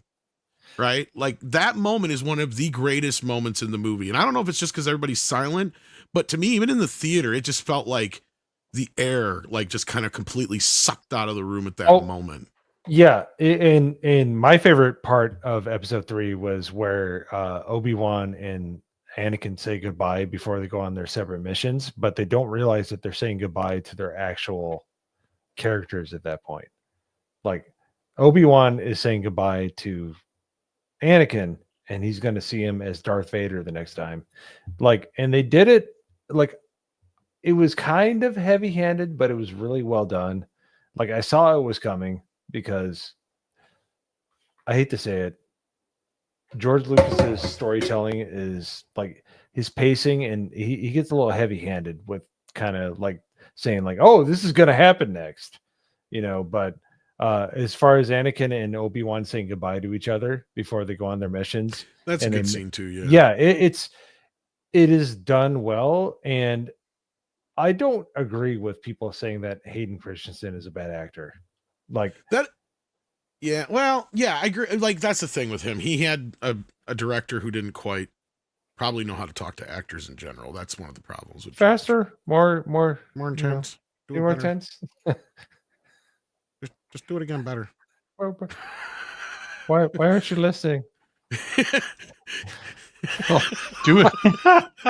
I mean, what's crazy, Tom, is that you just quoted Stanley Kubrick. Do it better. Do it better. Just do it again. Do it better. That would be a direction from Kubrick. Listen to the red shirt. He was a teacher in my high school. Yeah. He was famous for how look, and I'm not trying to pick on George either, but he is famously known as a real shit director. He lost his voice for a while during Star Wars, and nobody noticed. It wasn't until a few days later that they realized it, and they were joking around about it. So like Carrie Fisher says, you know what we should do? We should just get him a board, and on one side it says faster, and on the other side it says more intense. George got pissed. And then he could lay it down and do some rails off it. So everybody. Yeah, that's what she was probably doing at the time. She's like, "We'll take this board right here."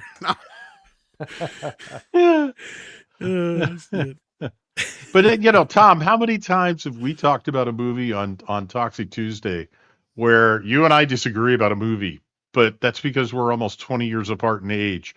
You grew up with it. And I was in college, or just after college at the time. Right. A lot of the thing with the prequels is, how old were you when you first saw it? Well, here's another thing. You can't. Ahead, wait. I just finished. Just you can't take that away from somebody if that was their childhood. I mean, I was a kid watching Star Wars in '77. Nobody's ever going to convince me that wasn't the coolest movie I've ever seen. And I'm not going to tell somebody who grew up and saw, Episode 1 as their first movie in a theater and was blown away by it.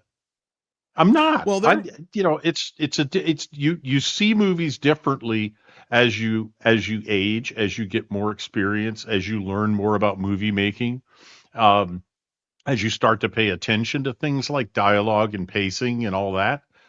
When you're 9 years old or 14, even 14 years old, like I was, I didn't pay any attention to the pacing in Star Wars. I was just, I didn't want to blink. Well, and to that point, that was what I was going to say, was like, if you go back and read some reviews, not every review of the original Star Wars film is a glowing review. Now, there is some revisionist history where some people are like, all the critics went after this, that, and the other with Empire and stuff. No, not really. By that time, a lot of them had come on the bandwagon. If you want to go see some actual reviews of go back to see look at. In fact, George made a shirt once of one of the most famous scathing Star Wars reviews, because the people used to talk about the original Star Wars film like we were just talking about the prequels, because they just didn't get it. The dialogue was weird and hokey, and just cheesy and corny. And the whole idea of this thing, if it wasn't for this thing taking the world by storm, I don't know if the critics would ever turned around on it, because there's even a really great, it's on YouTube and you can find it. And this just proves my point. There's this show, it was on like a morning show or one of the news shows, where Siskel and Ebert go on and defend Star Wars from another critic, who's basically saying all the same kind of shit about the first Star Wars film that we were saying about the prequels. And George and Roger and Gene are just like, no, you don't get it, right? Like, this is Buck Rogers, this is the other, and the other guy just like clearly didn't get it. But I can see us coming off that way to some people when it comes to the prequels. But at the same time, you're 100% right, Red Shirt. In hindsight, we see it now, but we have nostalgic glasses when it comes to other films and other things like that. Not just Star Wars, but a lot of things in general. And it's totally fair to understand from a different generational point of view how from a certain point of view, to quote Star Wars, things could be different, right? And to those kids who grew up on the original Star Wars films like us, it's one thing, but then you have the kids who grew up on the prequels. Sure, they may have seen the original Star Wars films before the prequels, but to them, those films didn't have the impact on their lives that the original Star Wars films had on our lives. So for us going into the prequels, a lot of people, not everybody, I'm not trying to speak for everybody, but a lot of people going into really just like, yeah, this is not what I expected. Because a lot of us also expected that the movies would grow up with us. And they didn't really, until Revenge of the Sith. And that's why I think a lot of people responded the way they did to Revenge of the Sith at the time. Because it was one of the ones I do remember getting positive reviews at the time. People still love it. Me personally, like I said, my love for it has fallen off a little bit, although I'm not going to say it's a bad film, right? But it is what it is. But anyway, let's get into these super chats and get the heck on out of here. What do you guys say? Let's wrap up this vote. Since we got 99 votes, got 99 problems, 102, and I got 99 problems, but a 6 ain't one. Well, I'll tell you what, a Force Awakens is not one of them anyway. It's a D. It's a D, y'all. I give it D. D. Barely a D. F came close. C was real close too. Like F, C, and D were really close. So I guess I don't feel so bad having such mixed feelings about the film. Because I'm not going to lie about it and say I didn't like it at the time. I went and saw the goddamn thing 3 times in the theater. Right? Force Awakens. But I started to notice, after The Last Jedi, all the issues and flaws with it too, like most people have. I wasn't one of the clairvoyant people who knew right off the bat that it was a bad movie. Like Klobby, who may rest in peace. ActionCom sends in $10 and says, the sequel film's good. I can feel your anger. Let it flow through you. Strike me down with your words, and your journey to the dark side will be complete. Good. Good. You want this, don't you? I can feel it. Everything that the Emperor says is very dirty. Well, you know what's amazing? The dude Yes. was in his mid-30s when he was doing that, and people don't understand that. Ian McDermott was 35 or something during Return of the Jedi. Yeah. Yeah, like it's a masterclass in acting, and he saved episode 3 for me. Well, I was just going to say he's actually pretty good in all the prequels. Oh, actually. But because he does like kind of like subtle evil, and then he does like like really like over the top evil, but I think part of it is because he's the only one who really knows what he's doing besides Ewan McGregor. Like everybody else is kind of just standing around, like they're basically the John Travolta meme where they're just like what am I doing, George? You're in front of a green screen there, and the monster's gonna come in, and then you're gonna do the thing. Okay, so the only reason episode 3 is in the B column is because when he reveals himself to Anakin and he almost has an orgasm, he goes, I can feel he reveals himself and he just makes that facial expression where he's like, oh, he's like, yeah, he has so many orgasms. Yeah, it's so like, he knows that the next part of his plan is coming and nothing can stop it. Like Ian McDermott gets zero credit. He does get a bit hammy when the face turn, though. I do agree with but it's so good. It is in some parts, yes. I like you. I want to eat the scenery with him. It's so good. You kind of do in a weird way. But I agree. I think it was Andy. Didn't you bring it up where the whole spinning thing when he comes at him with the lightsaber? Yeah, that was a little too. Like I agree. Like, he should have been more elegant of a fighter, kind of like with Yoda, and that's what kind of bothered me between the two of them. Is it should have been more of a battle of the wills and had nothing to do with lightsabers, and had to do with more with like him shooting the dark side force shit, lightning, and Yoda kind of just keep taking it and being like, "That all you got?" And then basically Palpatine barely escaping, right? Like to me, that's how it should have ended. Like Yoda should have had the upper hand, and he basically cheats somehow, some way, whatever. But then I don't want to rewrite the films; it's too late now. But like, yeah. Well, anyhow, you were saying. Sorry, real quick. Palpatine. We always thought in headcanon in all the movies that Palpatine withered away from his dark side power. And the fact that he just melted away with like 5 seconds from Mace Windu reflecting his power was fucking stupid. Excuse my French. It was supposed to be more of a, I'm so powerful that my body cannot contain the dark side power. Like I'm so powerful within the Sith architecture that my body can't contain it, which in the EU is supported. But anyways, I digress. Yeah, let's get back into these super chats here. Oh, go ahead, Redshirt. Sorry. Yeah, quick one. Ewan McGregor told a story about George Lucas's direction once. He was on Top Gear as the star in a reasonably priced car. And Jeremy Clarkson was interviewing him about making the prequels.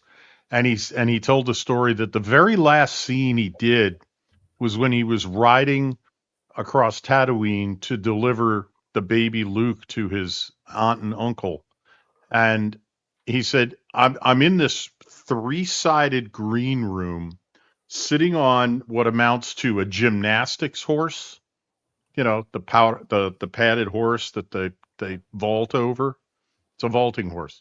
And so, he's sitting there and he's miming that he's pretending to be on an animal that's bouncing him around. He's holding this doll wrapped in a blanket. He's trying to stay on the horse while trying to stay on this vaulting horse while bouncing up and down. And he said suddenly George's direction was, look at the moons! Look at the moons! It's just a green screen room. Where are the moons, George? Yeah, I never heard that one, but that's funny. It's just George already had the picture in his head of how this scene was going to be done once the special effects, once the green screen. Oh yeah, he knew exactly in. what it was going to look like. Yeah. Right, but Ewan didn't. He didn't say, look up to your left, which would have been more useful. Whatever. Yeah. Anyway, all right, go let's ahead. we got to get back into these super chats here because we're already going. Yep. I knew we'd go overtime with this one, but we're getting a little late and long in the tooth here. Cthulhu sends in a member chat for 15 months, says there's no evidence Lucas liked Star Wars. KK and Lucas are like minds and just revel in power. They tag team destroying the franchise. Okay. This is a very conspiratorial take. I can't say I disagree with everything that's said here. There is no real technical evidence that Lucas was ever that enthralled with Star Wars. In fact, until he got into making them sequels, it was supposed to just be a one and done. It was what it was, and it just kind of consumed his life. And it's a whole big thing you could get into about it. But I don't know if I'd go along with KK and him are like minds per se. Maybe in the power part, but I don't know about them tag team destroying, because he let it be known he wasn't happy with what happened. But I don't know if he's as upset about the things we're upset about, if that makes sense. So that I can agree with you on, because I know just from what he was initially like proposing for the sequels, a lot of those similar things did wind up in the Force Awakens or Last Jedi, just not exactly the same way, but But look, I'm not going to sit here and say that I know for sure. I just know what I've read in the past and stuff like that, and stuff I've heard and other things like that, rumors and otherwise, stuff you could speculate on, circumstantial evidence and whatnot. But as far as no evidence, no circumstantial evidence for that matter in this case. But anyway, that's one way you could look at it. And if you feel that way, I can't say you're wrong necessarily. I can't prove it, but other than George's reaction to to being asked about how the sequels would go, and he's like, "Oh, I sold my baby to a white slaver," and the whole well, they're not my Star Wars movies. I would have done something different. But the other interview he was talking about where he was bitching about how they wanted a retro Star Wars movie and they didn't bring anything new to the table. That's what I think really bothers him more than anything, right? If that makes sense. Brian with an I. How you doing, Brian with an I? He sends in 5 and says, it was comical how many gotcha moments were in The Last Jedi. Yeah. Your Snoke theory sucks. Gotcha. Yeah. Kitty Bear sends in poop. Says, you wouldn't get poop from me. Well, I just did get poop from you. SFX314 Sabertooth Raptor sends in 5 and says, after seeing 9, I never want to see 7, 8, and 9 again. I can understand this. Someone needs to vault them and throw away the key. Not having Y wings in 8 is just bad. Well, if that was just the least of its problems, my friend. But I get where you're coming from, being a ship nerd. Cannon Barnes says, if you have free time, listen to Legends of Novel, the Legends novel Darth Plagueis, read by Daniel Davis. Niles in The Nanny, Phantom Menace, and prequels are awesome. I've heard the Darth Plagueis novel isn't too bad at it. I liked it. I've heard excerpts from it. Amazing. I mean, honestly, I think Snoke should have just been Plagueis or a clone of Plagueis. I don't understand why he wasn't, but yeah. Jason Webster says the screenplay for Rise of Skywalker is like it was written by someone like Baldric from Blackadder. Yeah, the screenplay for Rise of Skywalker is pretty bad. And that's the thing. At this point, why didn't you tie them all together with Plagueis? It's a way to you're doing sequels now, then tie the prequels to the sequels and make it all make sense and come full circle. The Plagueis never actually died. You said he could cheat death, right? Show us. Yeah. Anyhow, that being said, it's been an interesting tier list. I don't know how much shit I'll get for this one, but I'm sure I'll get enough. I want to thank Andy. I want to thank Red Shirt. I want to thank Mo. And of course, Nick Weiser for being here. All the mods in the chat for your support and help today. Mo, anything going on you want to plug? Yeah, tomorrow we're going to be doing on Monday Hangover. We're going to be reviewing The Patriot, which is a great movie that I think goes on a The little Mel too Gibson long. one? Yes. Yes. A great movie that I think goes 30 minutes too long. But The director's cut or the theatrical cut? the theatrical cut goes a bit too long. The French American War is, anyways. I really enjoyed the movie. It's very patriotic.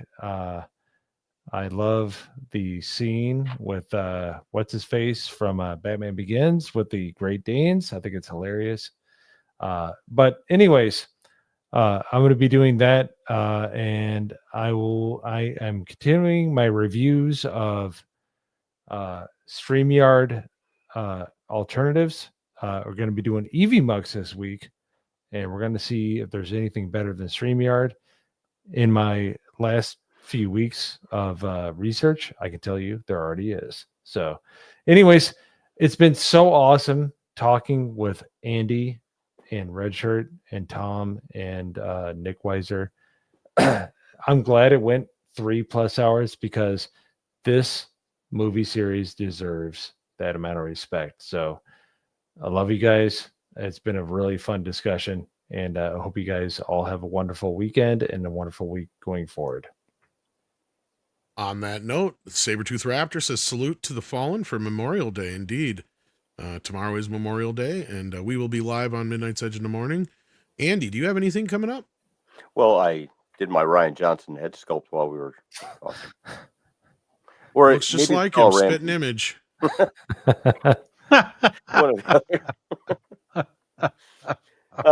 Nothing new. I just did a review of a new 1/6 scale body on my channel for the muscular world box body. That's only if you're like a toy geek or something. I'll be on Doomcock show on Wednesday night where we'll be discussing the heck is the movie we're doing? Anyway, I forget. I forgot now too, and I remember. Untouchables. Untouchables. That's Untouchables. Yes. Yeah. I'll just brush up on my Sean Connery. But thanks for having me, Tom. It's been a great discussion. Love Star Wars. It's been, like you said, I met all you guys because stuff was so bad. And I've made some great friends with this. So it's like, I guess in a backhanded kind of way, they kind of did us a favor. But the Star Wars is a really, really important thing to a lot of people. And it's a shame that it's fallen so bad. And maybe someday somebody besides Disney will come along and show it the respect it deserves and reboot things a little bit. Awesome sauce. And Red Shirt, what do you got going on? I know Toxic Tuesdays usually pop in on. Anything else you want to plug? No, I will be on Toxic Tuesday, and after that, I am off for the week, as far as I know. Aside from wrenching. Well, okay, sounds good. And with that, thank you everybody out there in the chat, and we will catch you on the morning show most likely. Bye. See ya. Bye. I like turtles. So long.